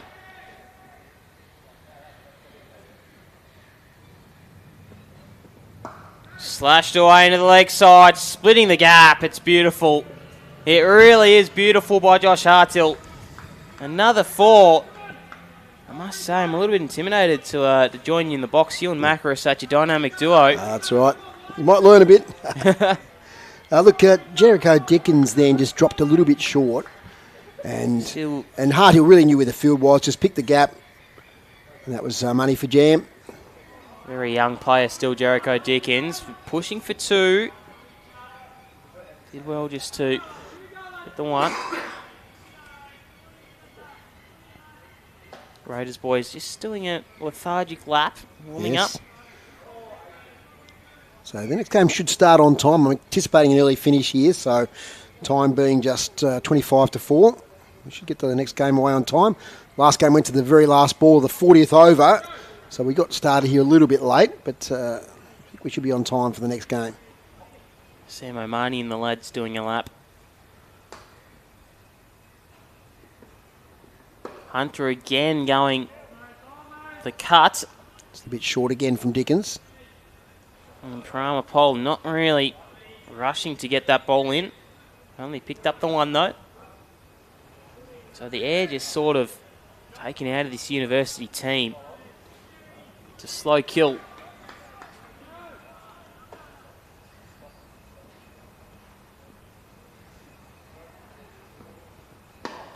Hartill pumped it into the pitch and pick up a single.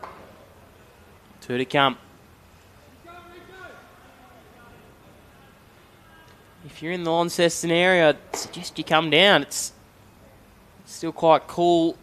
It's not hot. It's just a cool temperature. It's a shorts and t-shirt weather, and Dylan Hunter dances down the ground for a single. It's got some very good cricket on display here. Raiders Glenorchy will shaping up to be a massive game. Raiders obviously going down in the final ball. Glenorchy looking on track to win this game. Not going to jinx it. We'll touch wood here.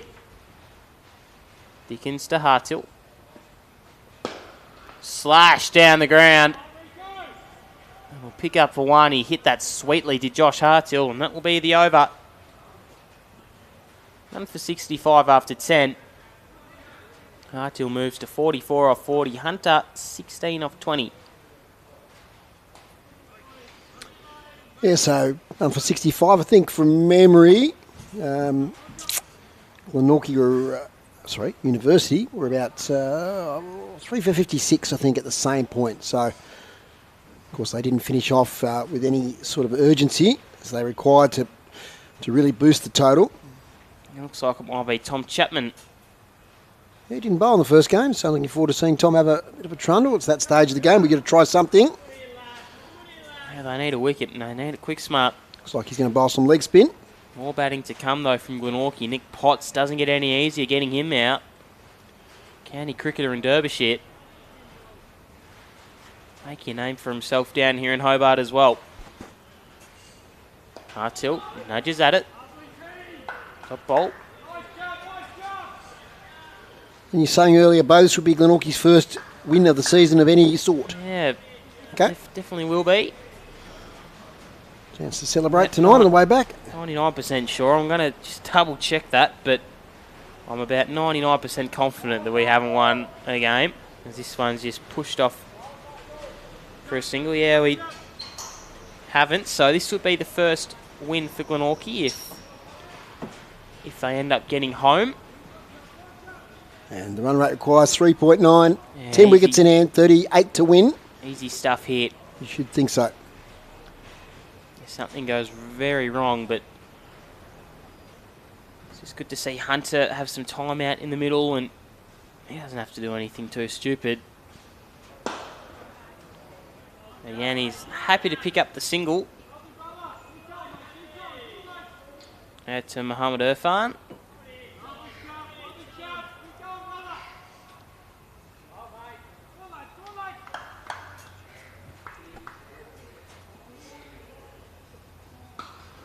Hartill cuts away into the offside. And again, single.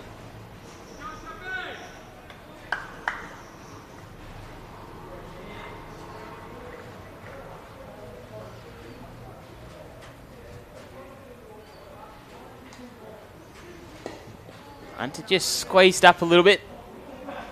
Again, another single, one to come. 69 now.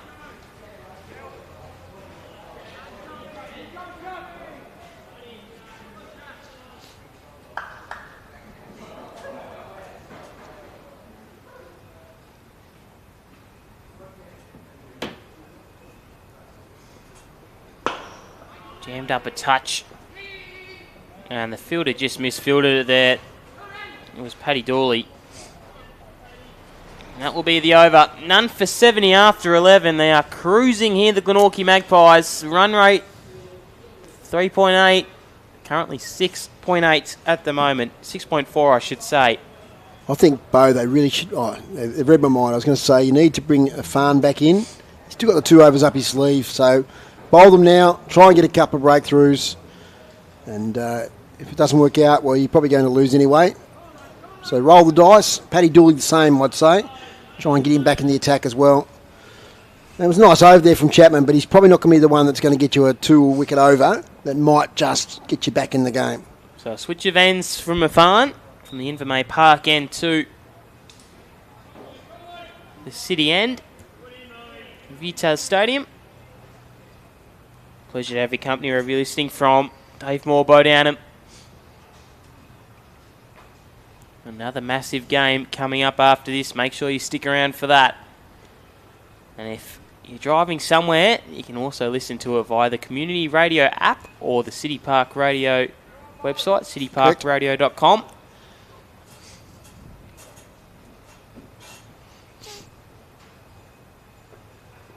Thrown into Hartill.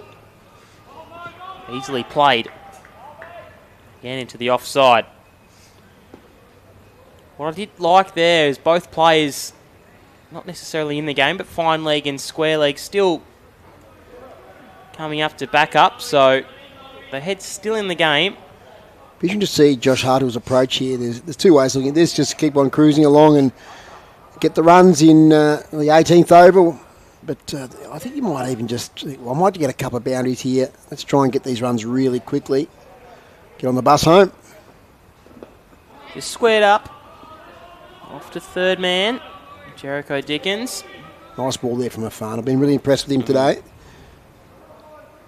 Taking a lot of wickets, but certainly bowled a good line. Lively pace. As you say, unusual action.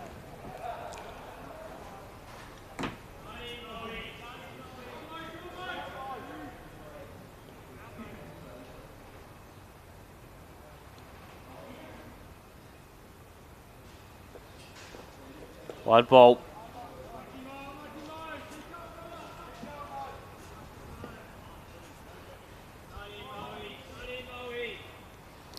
Just 31 to win now.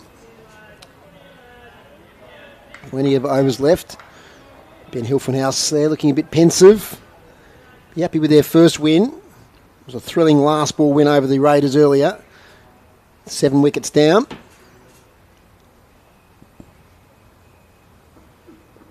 Oh, that one just beating the outside edge of Hartill. Good over this. Just the 3 off it, including that wide.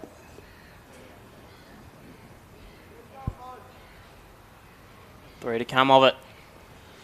Slightly gloomy here now. Still not much on the radar rain-wise, so hopefully we'll get through till around 7 o'clock tonight when we finish up. Cut away. Nice shot. 2 fielders splitting the gap. Hartill.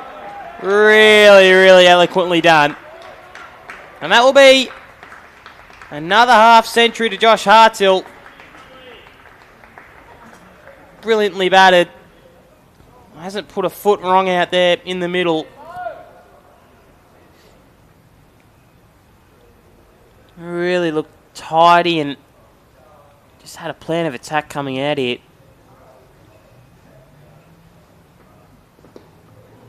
And again, dabs that one. Got a really steady foot movement, trigger movement as well when he goes back into the crease. Dylan Hunter has worked his way up to 19 off 23. Not that he's had a whole lot of time on ball. Just 23 balls to go off, so he's getting a single nearly every ball.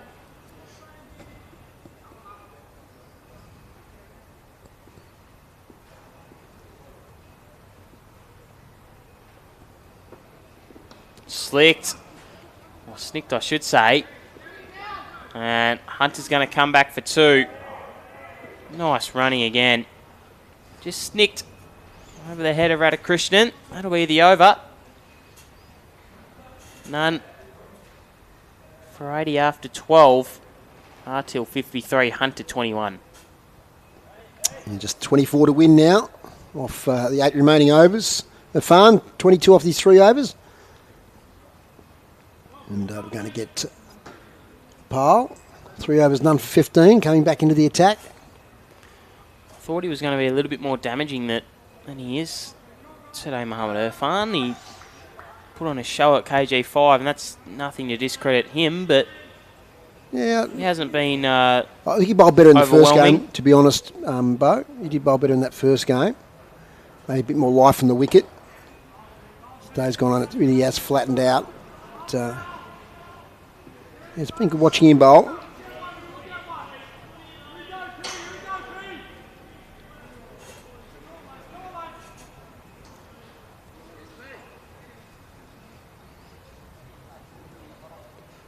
These two might try and take it right through to the end.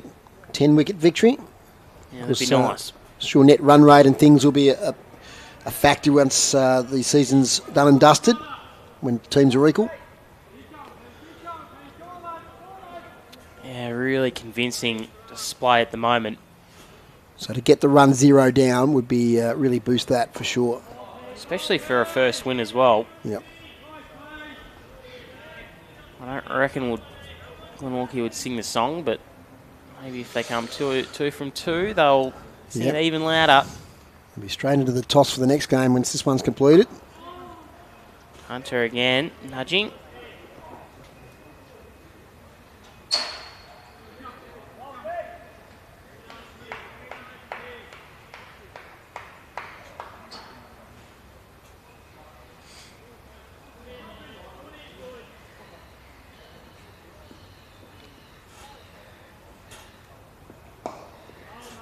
Another dot. Bit of life taken out of University. There's nothing really about this team at the moment. They're sort of lost for answers, to be honest. Hartill and Hunter have batted so well. Hunter looked a little bit nervous early on, as that's the over. None for 82 after 13. Still no sign of the power surge. As I said, don't think they'll bother with it unless they really have to, because it's a recipe sometimes for losing wickets. You try and hit over the top. They don't really need to take it. They can just cruise on in here. 13 overs, 82. It was a good over there from Paramapal. 4 overs, none for 17 were his final figures. Yeah, Dooley. So Dooley, yes, back into the attack. He'll have a big role to play with the Hurricanes this season, which is getting underway fairly soon. December the 15th rings a bell, somewhere around there. Do you get along to the Hurricanes games, Bo? I did have a membership front row, and then just been too busy to go, Dave, so I ended up having to cancel, but I'm sure I'll head along to a few games. It was entertaining, certainly, when I was a kid. So great for them to break their duck. And it's been a lean run. Made the finals there on a few occasions, but it's just been more the imports, hasn't it? Well, a bit of import curse, but the imports haven't necessarily been bad, because Harry Brook, who was one of our imports, is now a superstar. So they just don't play well for the Hurricanes. No, true. Here comes Paddy. Happy to block that one, Dylan Hunter.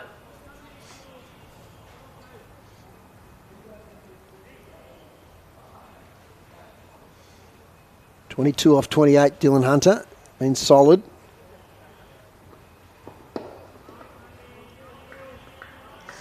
Hartill's been the star, 54 off 51. Some of those Glenorchy bats might not get a chance to the next game, Bo. Yeah, they'll have to wait, I reckon. Bat deep there with Winwood. Is not sure if that batting order's correct, of course. I don't reckon it is. No.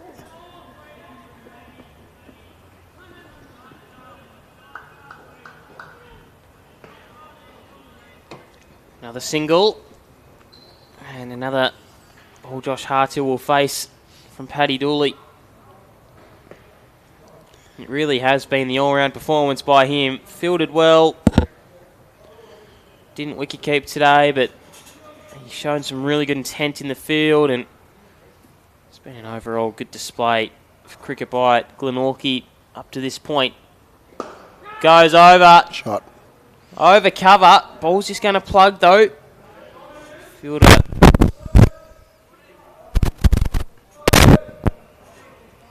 Sorry about that. Just a bit of interference there. Get going, Bo. Anyway, fielder. Work out That what's one will happening. go for 2.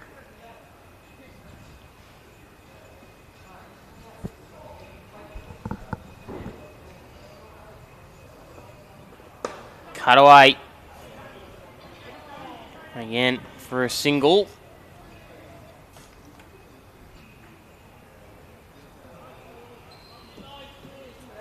$17 to win.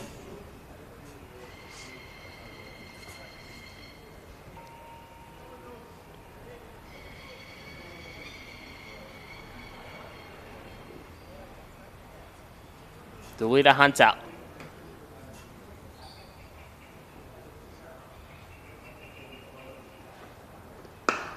Slashed away.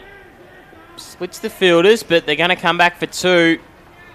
The running this afternoon by Glenorchy has been impeccable. And one to come. Maybe not. It's over. 3 overs, none for 19, or none for 21, I beg your pardon. There we go. Paddy Dooley, so it's none for 88. Just 16 runs to win now. And plenty of overs in hand. So we're going to see, I think it's Louis Smith coming back into the attack. Change of ends. Very flat atmosphere, as you point out before, out there in the field. Tough.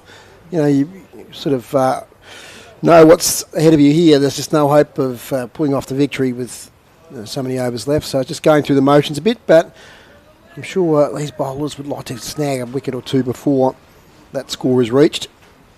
And Louis Smith's going to try and snag one himself.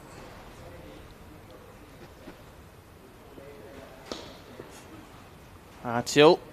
He picks the gaps well, Bo. Yeah, he does, doesn't he? And that was just a punch, really, off the pads. Back for 2, so down to 14. He had a play there, a deep fine leg, one at square leg, pretty much on the square. And he just glanced that right between them. Always going to be 2 runs. Yeah, he's brilliant at picking the gaps. Starts to get a little bit more gloomier here at Utah Stadium. Not sure whether they'll turn the lights on or not, Bo, if it gets more gloomy. Yeah, they're not cheap to run. And if it's anything like that Hawthorn game we had this year, I don't think there'll be many lights here.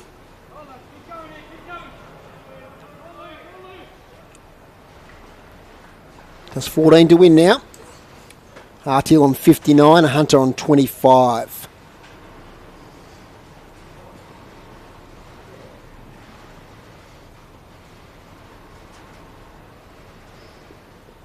High ball. They're going to be Gonna safe. split the fielders again, just landing one bounce. Hartill scurrying back for 2.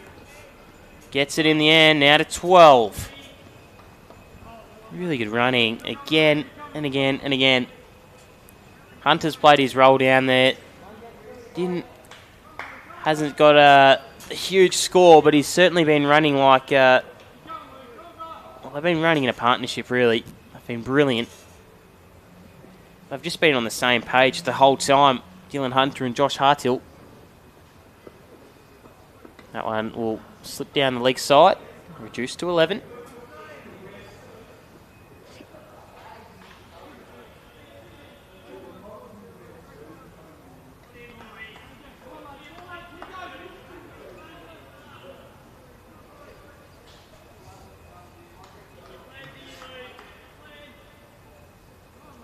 It's interesting with the 2 games, which I'll come back to that.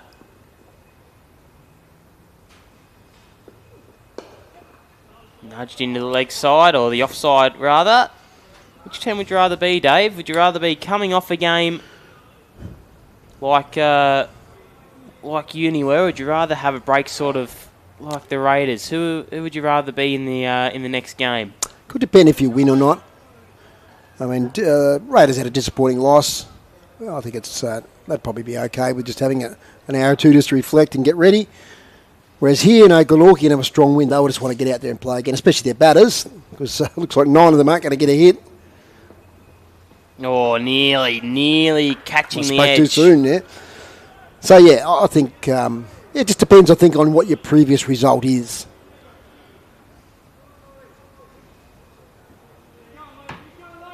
It's a strange game, that Raiders University game, because there were so many twists and turns. Throughout the game, you weren't quite sure which team was... there was different teams on top at different stages, but you weren't sure who was going to win at any point in time. Right down to the last ball, and that's what it ended up being, a last ball win to University. Oh, bang by Dylan Hunter. He's going to plug, though. Come back for 2. You just wonder if... Didn't quite time that, as I first thought when he hit it. Yeah, I thought it might have been going long, if that. That's the end of the over. None for 96. And just the 8 to win now. So need the 8s. Wouldn't be surprised if it happens this over. Wait and see. Give us about a half an hour between games. I just wonder if Uni have done the best they possibly can in putting the pressure on Glenorchy. They've kept a lot of the players out of the ring. It hasn't really affected Glenorchy as such. They haven't been worried by that. They've just been happy to take the singles, and I just wonder if Uni could have done something a little bit differently to put more pressure on the Pies. This one's just clobbered down the ground for a single.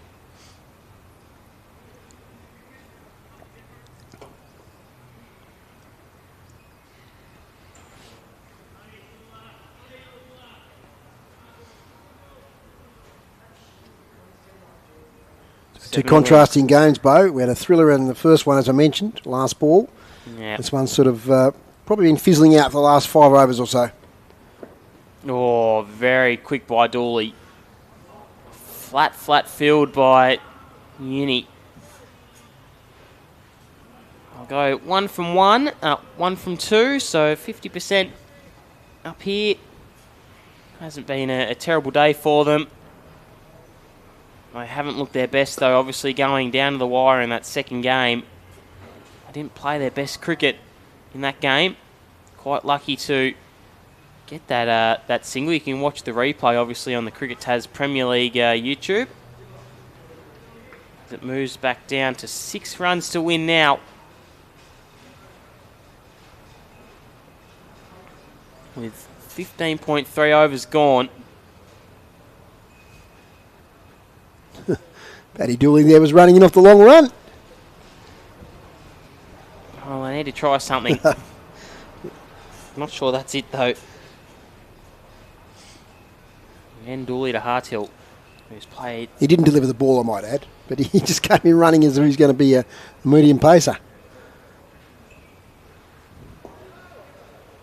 And another one. Still, unsure of why they've not brought more fielders in. I mean, it's too late now, I understand that, but bring a few inside the circle, put some pressure on. Yeah, set yourself up to at least... If they hit over the top, you can't help that, but at least try something. A lot of the balls have been actually played along the ground, so you just think, apart from sort of Josh Harthill going down the ground long, they've cleared the rope anyway, so... I mean, wouldn't have been any hurt in doing that. Yeah, the way I look at it now, bring them all up.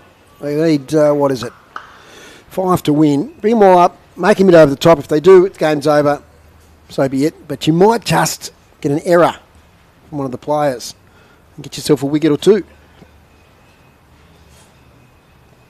Josh Hartill, 64 red. Hunter, 28 red. 15.5 gone.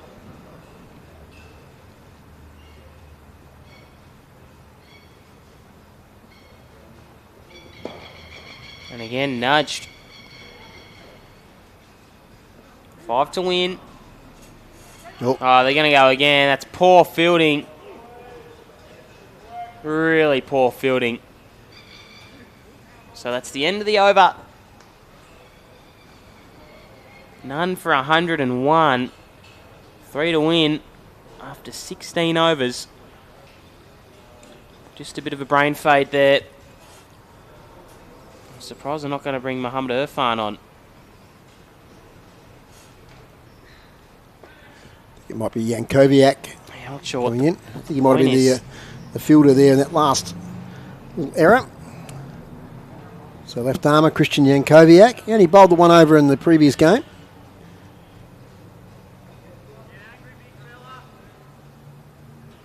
He's going to be bowling to the in-form Hartill.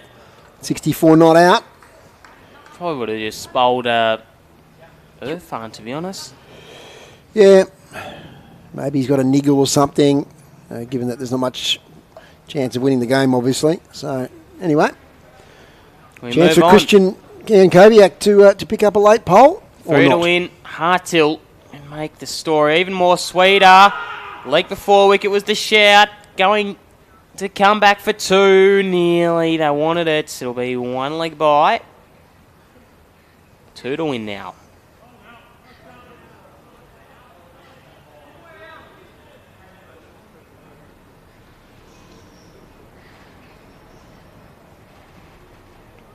Ten-wicket win on the cards here. But, as we said, that'll really boost their net run rate. So, Dylan Hunter. 2 to win. That'll be a wide. It's one of them. So, it'll be a 10-wicket win to Glenorchy, you'd assume. It's been a dominant display of first-grade cricket. Never really looked in the game with the ball in hand, Uni. Be interesting to see if Glenorchy win the toss in this next game, whether they bat. These two just continue on their merry way. Good point. Very good point you raised there. I think they probably would. My thought. High up in the air. There goes a 10-wicket win. Radhakrishnan under it. And it's a wicket. So Nick Potts is going to come out for 1 ball, you'd think. Nicely done by Radhakrishnan. Wasn't an easy catch. And Yankovic gets a wicket. Always a difficult time, isn't it, coming out as a batter with anything less than about 20 runs to get. Well, Potsy probably would have had his feet up, I reckon. He might have had half his gear off. Let's give credit, though, to Hunter there. Probably wasn't the shot he wanted to get out on. He was just trying to finish the game. But, yep, solid 30 runs there. Slow by T20 standards, off 38. But he just provided great support for Josh Hartill, who was the aggressor in that partnership. And it's going to result in an easy win to the Pies. It sure is. Of course, batsmen don't cross. Well, they can cross, but they don't stay at the end these days. So it's going to be Nick Potts to face 1 ball, you'd think. Still got 4 balls left in the over. It would be annoying as a batsman, but I'd rather just get the win. And they're not bringing the field up, so they're not going to make it hard.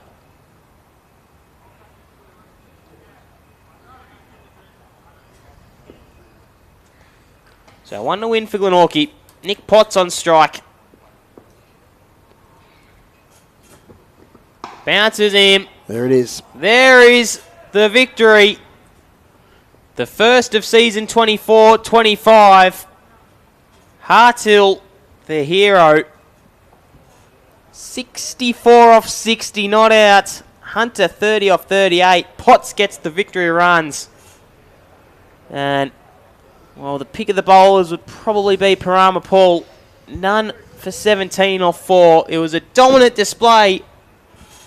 Glenorchy pick up their first win. Harthill with another half century.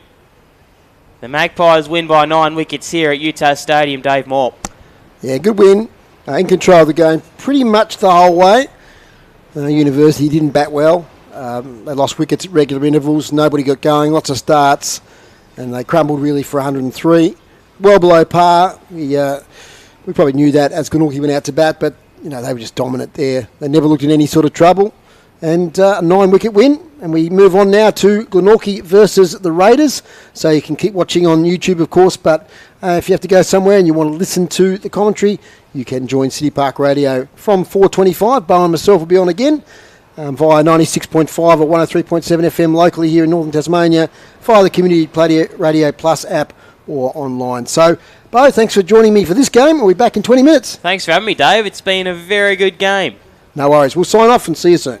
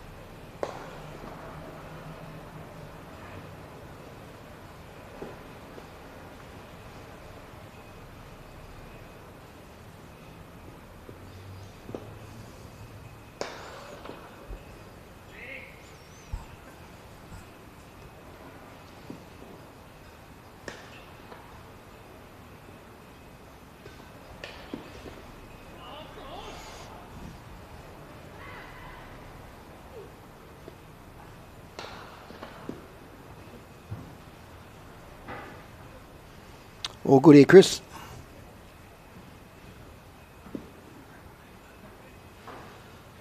Weather didn't do much for us. It's been a good day, actually.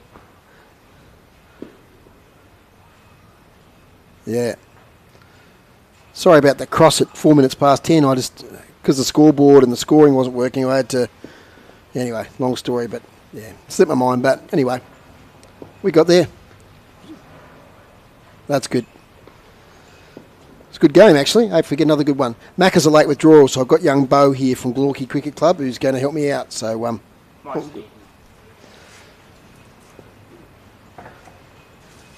no worries.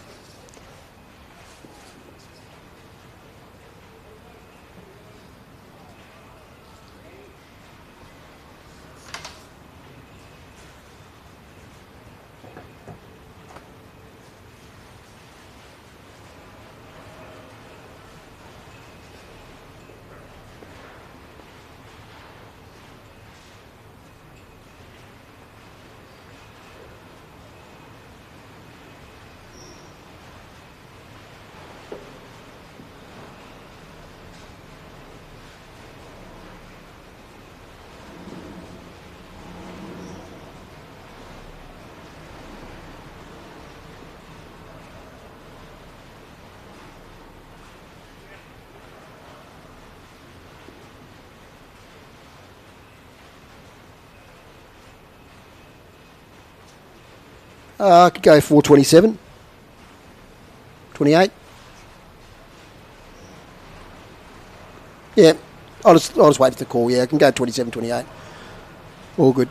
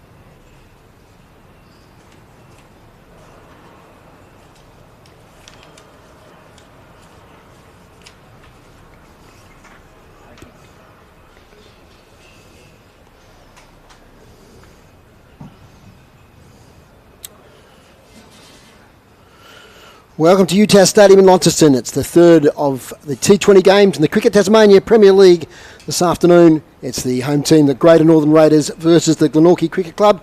What have you seen 2 games here today? The first one was an absolute thriller. Went down to the last ball and University defeated the Raiders by 3 wickets. They needed 1 off the last ball and they got it. Did University, so a great way to start the day. The second game between University and Glenorchy was a bit of a one-sided affair, and Glenorchy won by 9 wickets, and they chased down 104 with ease, and Nunny lost a wicket right at the last moment with 1 to win. So we face the third game of the day with the Raiders, who want to get on the board in this competition. They've lost their 2 T20 games now up against Glenorchy. Be very confident after winning that first game. The Raiders are batting here, and they're just walking out to the centre of the ground at the moment. The umpires are in place. And Matthew McGee, who I advertised earlier was going to be with me this afternoon, Mac isn't able to make it. So welcome to a voice that's very familiar to TSL broadcasts, and he's going to join me here today as someone who knows the Glenorchy Cricket Club very well. G'day, Bo Downham. Yeah, good afternoon, Foz. It's a pleasure to be here. Thank you for having me again. Hopefully, Macca, hopefully you're listening at home, mate. Thank you for getting me in.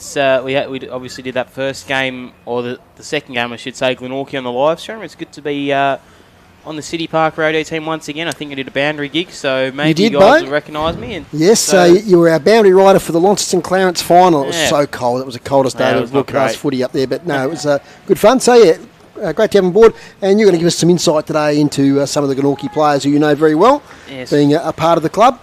And one of those players is about to start bowling, and that's Braden Torber, who's a recruit from the mainland, from the Dandenong Cricket Club.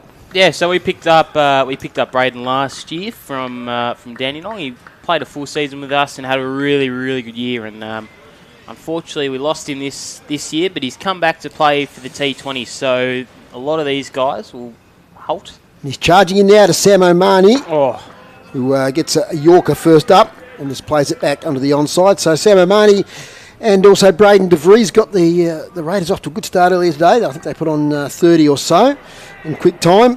Well, there was a bit of a mini collapse. Sam O'Mahony in particular looked in pretty good form. He's had some injury concerns this year. He's a powerful left-hander and bowls pretty well. And took 3 wickets in the game earlier today. Yeah, so a lot of some of these guys playing for Glenorchy are what you call T20 freelancers. We'll come back to that after BT's bowled it. Talbot into O'Mahony, who's caught. He's played it straight to cover. There's the first wicket. And catch there is taken by Blake Silliphant. So that's a big breakthrough because Sam O'Mahony can be very damaging.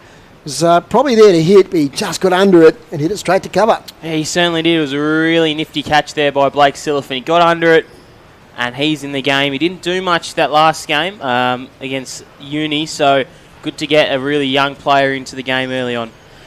So Alistair Taylor, who earlier today scored a fantastic 56, including 4 sixes and 3 boundaries. He's striding to the crease, and not when he wanted to be striding in the crease after 2 deliveries, so that's 1 for none, and that's the start that Glenorchy wanted to be on a high, Bo, after that big win by 9 wickets in the previous game. Oh, they certainly would, and I know a lot of our boys already are.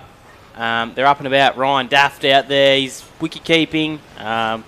He's up and about. He lost his phone actually during the lunch break, so half my lunch was spent trying to find Dafty's phone. But yeah, look, it's a really good result for the first wicket. They bowled Uni out for under 120, so they'll be red hot into this. They'll be feeling themselves. It's 1 for none here in BT. This is his 3rd wicket combined for the 2 games. BT will be bowling to AT, as he's affectionately known, Alistair Taylor.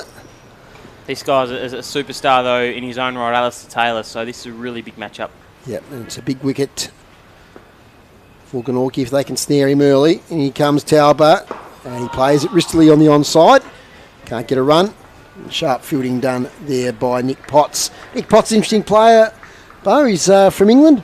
Yeah, Nick Potts is he's come over for nearly the full season from England. He plays in the county cricket for Derbyshire, so he's not necessarily a first-team player because there's a lot of talent in front of him. And we were talking before at training how he hasn't really cracked into the T20 Blast side because they usually get overseas bowlers which are taking his spot. As Talbot bowls to Taylor. This one skied over the keeper's head.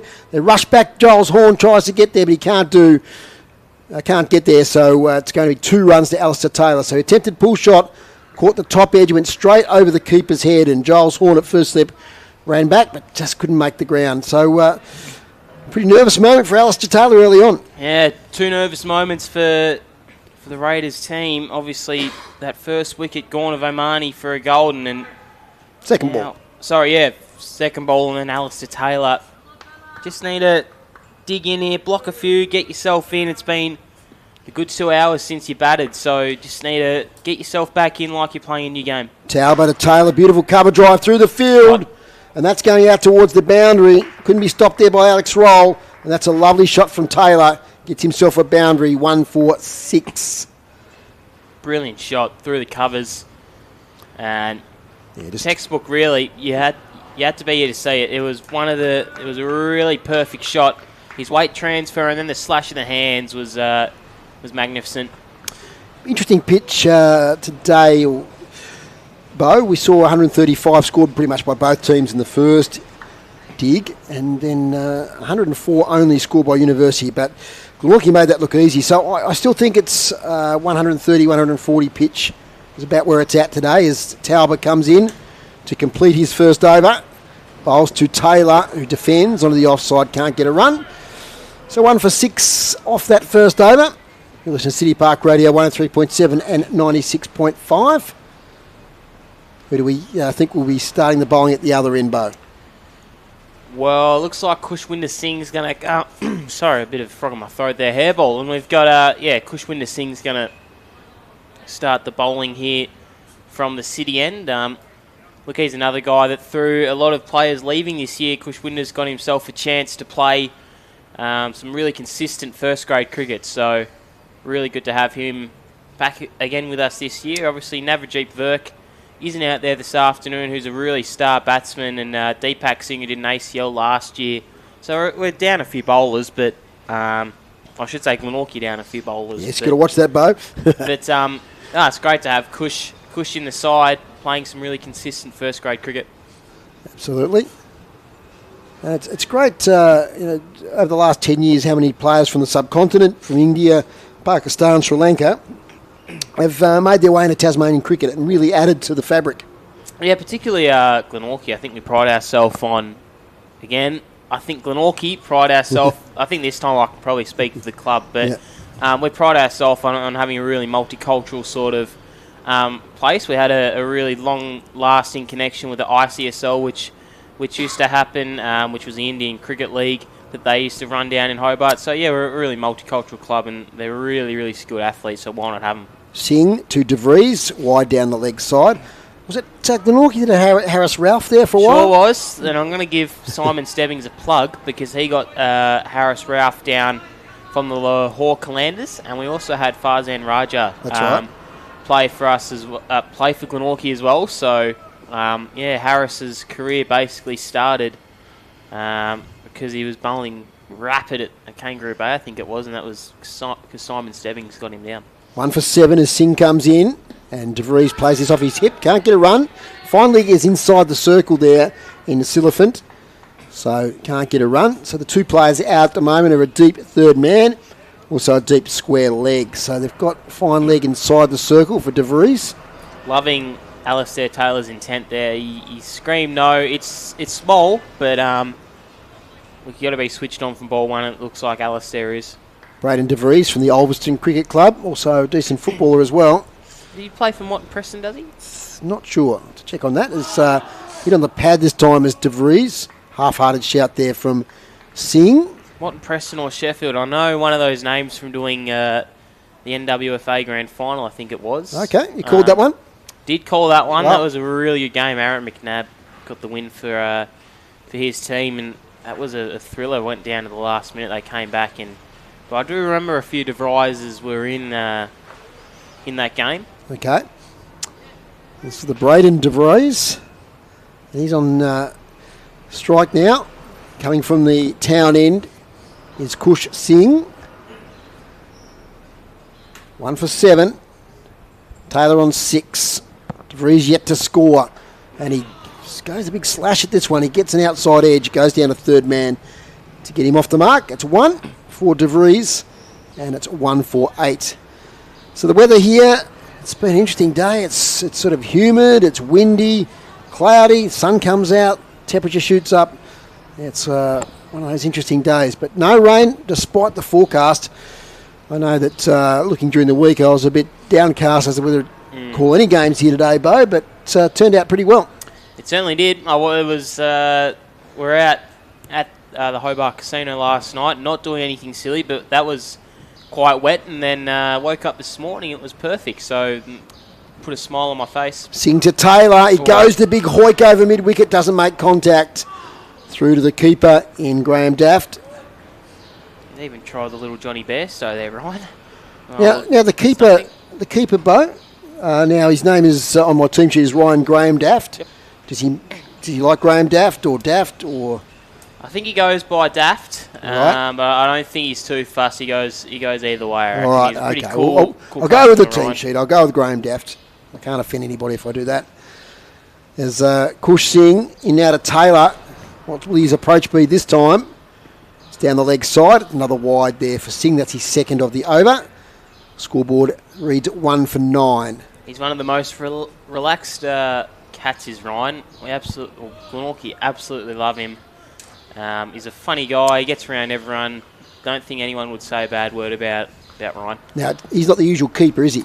No, so Josh Hartsill, the captain coach, is out there, but he's just taking a break from keeping, I believe, because he kept for 4 days straight, but in the second 11 he was keeping, so give him a rest. Singh to Taylor, short, pulls it, short of the fielder out there at deep square leg, who fields pretty well there, Alex Roll. So just the one there to Taylor. Didn't really roll the wrists over that one. There's an element of risk. He sort of pulled down on it, but it's still bobbled up, but it was more not a controlled as such. Like he said, he didn't pull the wrist down at all, and ultimately that's why it went so high, but safe on this occasion. Batting line up for the Raiders. We'll get to that after this ball. Last ball of the second over. Bustling in now, Singh, De Vries, down the leg side. That'll be another wide, will it? Or yes, it will. Umpire signals it now. So 1-4-11. Yes, the batting over for the Raiders. Of course, we've seen Amani out for no score. After De Vries and Taylor, we've got Cooper Anthys, Ethan Clark, Oliver Knowles, John Hayes, John Chapman, Caden Apted. Ben Spinks is playing in this game in place of Big Billy Stanlake, and Michael Lukic is the number 11. So disappointing there for Big Billy, but he's probably got an early trip back to Hobart. He bowled his 4 overs pretty well today. As Singh now comes into De Vries, who drives lustily at this one, doesn't time it, goes through mid-wicket. They get a single. End of the second over. And I think it's been 6 runs off each over now, so it's 1 for 12 off 2 overs. Yeah, a bit disappointing we're not seeing Big Billy, but, I know that he's still got injury concerns and he's got limited minutes. Maybe cooling down and then coming out to bowl again wasn't the thing that they wanted to do with him. So Ben Spinks from the Mowbray Cricket Club gets his opportunity. Yeah, it's fair enough. I think Billy's somewhat one of those guys that you want to keep fresh, and when he's up firing, he's bloody damn good. So I think if you can keep him as fresh as you can, and I mean, obviously he'd have restrictions as much as any other state cricketer I know.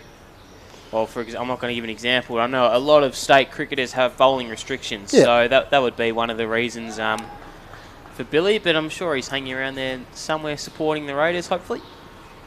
Okay, Tauber bowling his second over to De Vries. That's down the leg side, and that's another wide. So that's up to 4 wides, I think, in this first little stanza of play.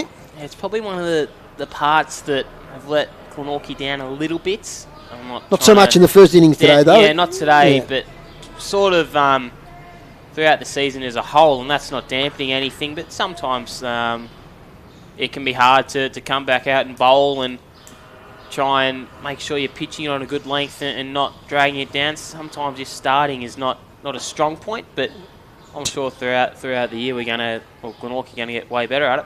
Tauber to De Vries round the corner, runs hard, makes 2. So good running there from De Vries and Taylor. So it's 1-4-15. So starting to consolidate after the loss of that early wicket. Speaking of Simon Stebbings, he's messaged in the Harris Ralph The guy got Harris Ralph down to Glenorchy. I'm sure he'll be at the Roaring Grill at the moment. So, Dave, if you're ever in North Hobart, yes, down in obviously in Hobart, get down to the Roaring Grill. They have a spot-on spread there. Add them to our sponsors list is Tauber now. Bowls to DeVries, who defends up to mid-off, no run. Yeah, certainly, and anyone going down to Hobart, you don't want to plug them too much because they're not a station sponsor, but certainly do a very, very good feed down at the Roaring Grill. We're always after sponsors. That's all right. We've got a few today to feature. Thanks for your support here on City Park Radio. Yeah, you don't as you know from community radio in Hobart, Bo, that don't go to air without them, that's for sure. Hobart FM. Yep. Absolutely. It's Bo's station down there.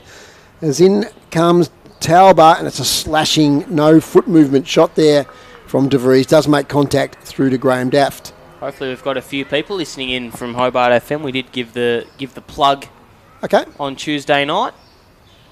No worries. It's good cooperation between two great community radio stations. You must see our station from here, just over those trees there. I still haven't come in yet. I need to go and have a tour one day when I'm back here. That's a beautiful spot. Very historic. In comes Tauber now to DeVries. Leans forward into the covers. Can't get a run. This is tight bowling here from Tauber. Just conceded the 9 runs so far. Yeah, we saw it in the first innings, didn't we, of that uni game. He kept his line pitch perfect and he didn't really give the batsman any width. He started a little bit poorer this game. Obviously, Omani going for that second ball. He's sort of dragged a few down the leg side. I'd imagine this would be his last over of the spell. Starts outside the restriction circles, into his run-up now. Bowls to DeVries. He flicks that nicely through mid-wicket. Timed fairly well. Won't get to the boundary. They've turned for 2. They're going for the 3rd, so that's good running there by DeVries and Taylor. 3 runs to Braden DeVries. He's up to 7, and it's 1 for 18. Mentored by James Pattinson as Braden Torbert. Apparently, we were talking downstairs earlier with Braden, and he said he had this little deal on with James Pattinson that if I don't bowl to you, you don't bowl to me, because he thought the Tauber was very, very quick. Okay.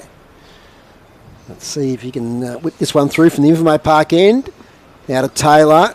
Just a little late cut. There's a nice one down to third man for 1. End of the 3rd over. So 6, 6 and 7 off the first 3 overs. It's 1 for 19. Good consistent scoring rate there from the Raiders. And we've got DeVries 7 off 9 and Taylor 8 off 7. Solid start from the Raiders, but yeah, definitely. They it started off better than the last game, I'm pretty sure. So it's good to see them, especially Alistair Taylor, just start off, push them around a bit, and interesting to see how he goes now with the bowling change at the City end. So we've got Dylan Hunter coming into the attack, who batted very well in the big win they had over University just a few minutes ago. So Alistair Taylor trying to get the attention of the dressing room there. Not sure what he wants, but assume the sight screen. Could be sight screen attendance, exactly right. Because one of the Glenorchy players is going back to move it while he waits for a couple of teammates to get there.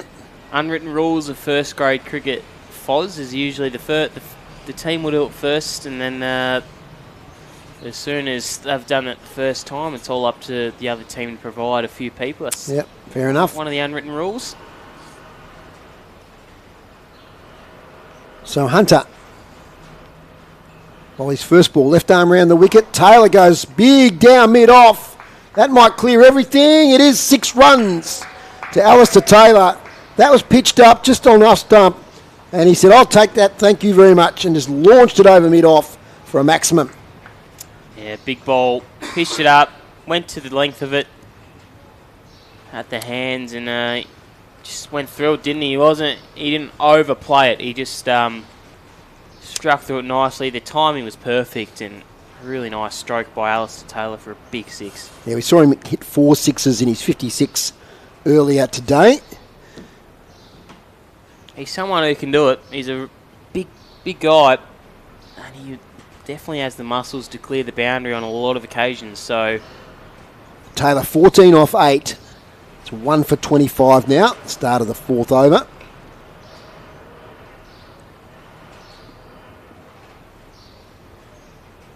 In he comes. This time it's through mid-wicket. Won't get to the boundary. Roller's out there.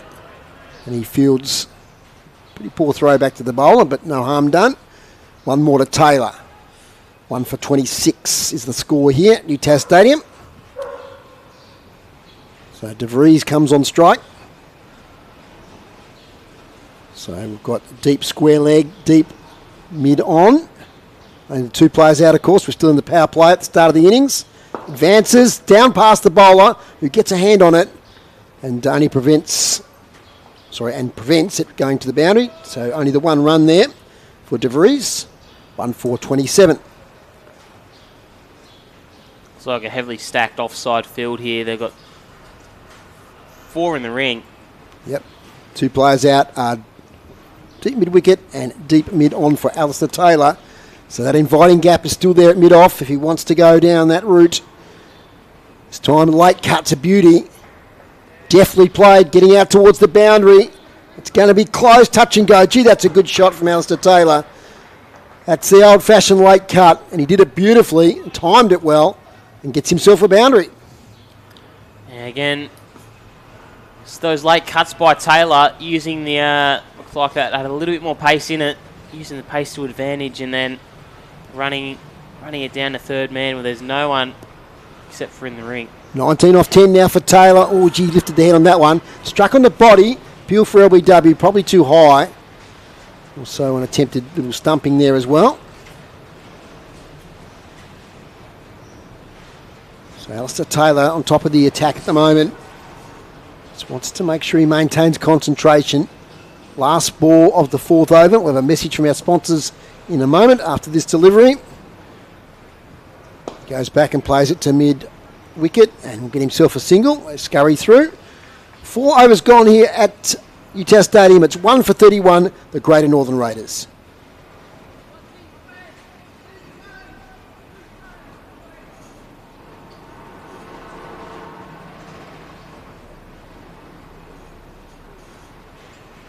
Creative staff will tailor care to your needs. Ring 6334 0990 or 1300 722 400 and speak to a local, or visit cct.org.au to find out more. At Community Care Tasmania, we put your care first. A sponsor of City Park Radio. With Bo Downham and Dave Moore back here at Utah Stadium, as Giles Horn is about to come into the attack. Bowling to Taylor. Power play is over. 5 players now out. Taylor goes back, plays it to short mid-wicket, straight to the fielder, and no run. Ashton Cartledge on debut there. Yes, who bowled pretty well in his first outing earlier against University. Horn again, right arm over. This is a bit short. Rinse and repeat. Straight once again to Cartledge, no run.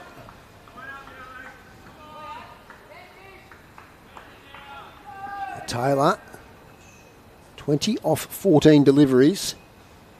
This ball played down to deep mid-on. Was flighted up a bit more. And he gets himself a single. Yeah, I'm just taking a minute to admire this ground, Dave. How good. Obviously, the listeners wouldn't know, but on the stream, it's looking an absolute treat. Even the listeners, I think, could picture it because us Northern Tasmanians know what the surface is like here. It's absolutely magnificent for all sports. I mean, we've had A-League soccer here.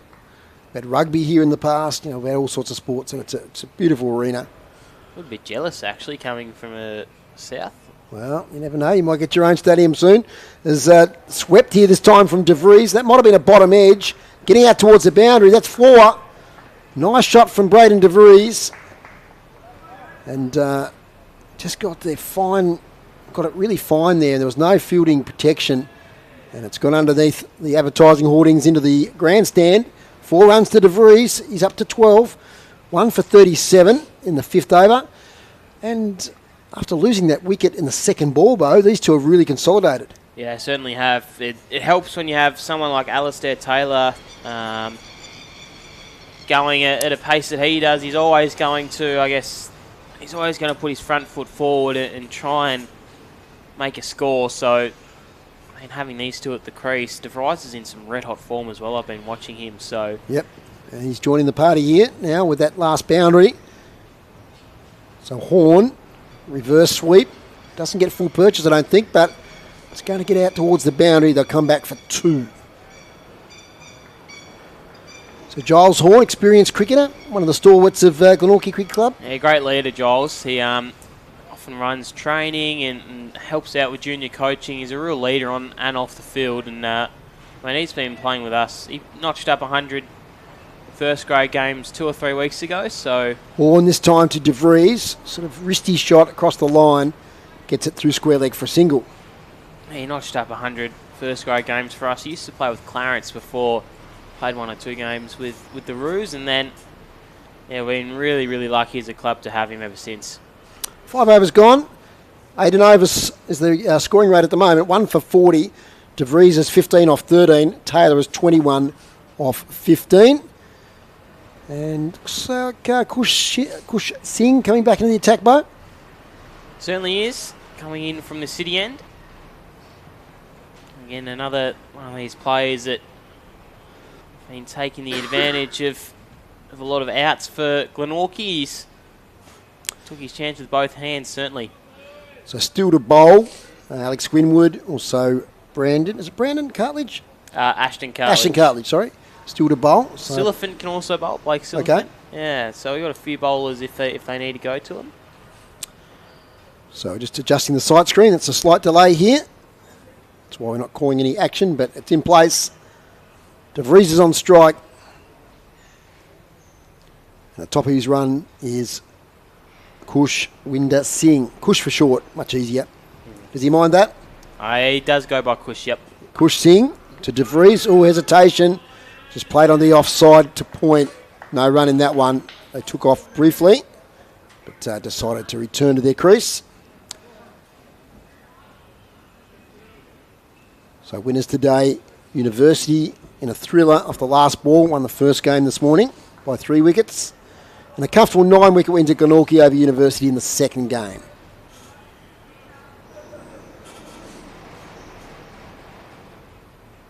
Kush Singh.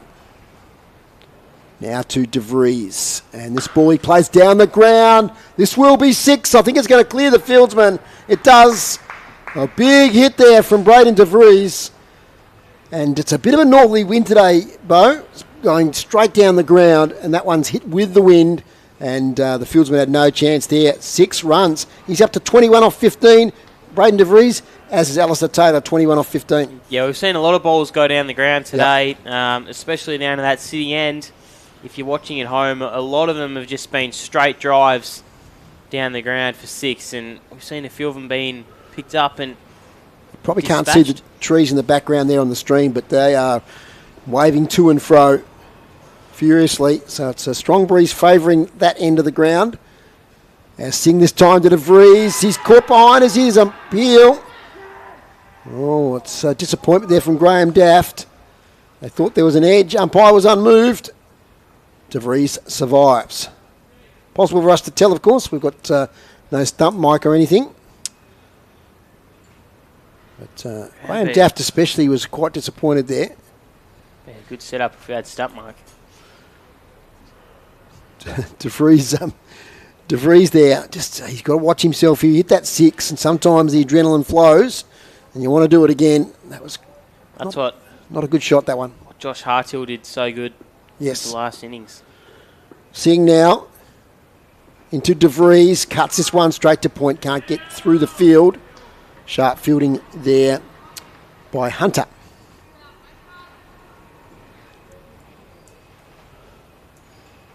So interesting part of the game here. They were 1 for none, the Raiders. They're now 1 for 46. So nearly the 50 partnership up here in good time. Might be a different look of the game. This third game for Glenorchy. Might need to push the run rate a little bit more. Slower ball, Singh hit high up on the thigh pad there. Muffled appeal. So good comeback from Singh. He got hit for that 6 off the second ball the over. Now he's followed up with 3 dots. Just building a little bit of frustration with Braden De Vries. You're usually going to hit a consistent length Kush Winder, so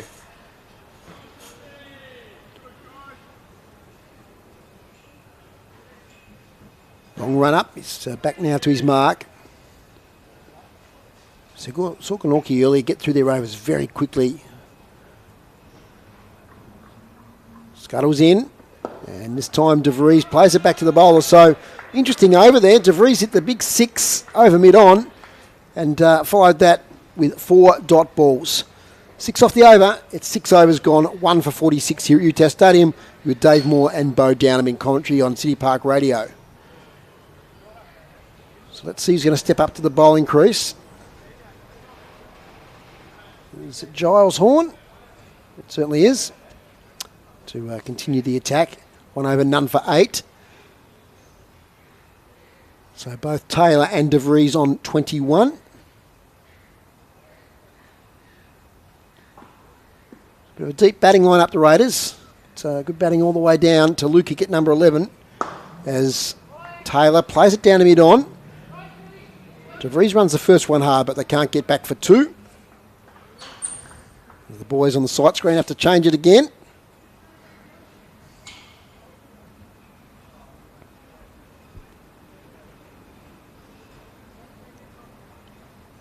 One for 47. DeVries on 21. Facing Giles Horn. Goes the reverse sweep. Gets it nicely fine. So go down towards the boundary. They've gone for 1, back for 2. Fielded by Singh. So he favours that shot, DeVries. Doesn't play it too badly. Gets a couple of runs. 1 for 49.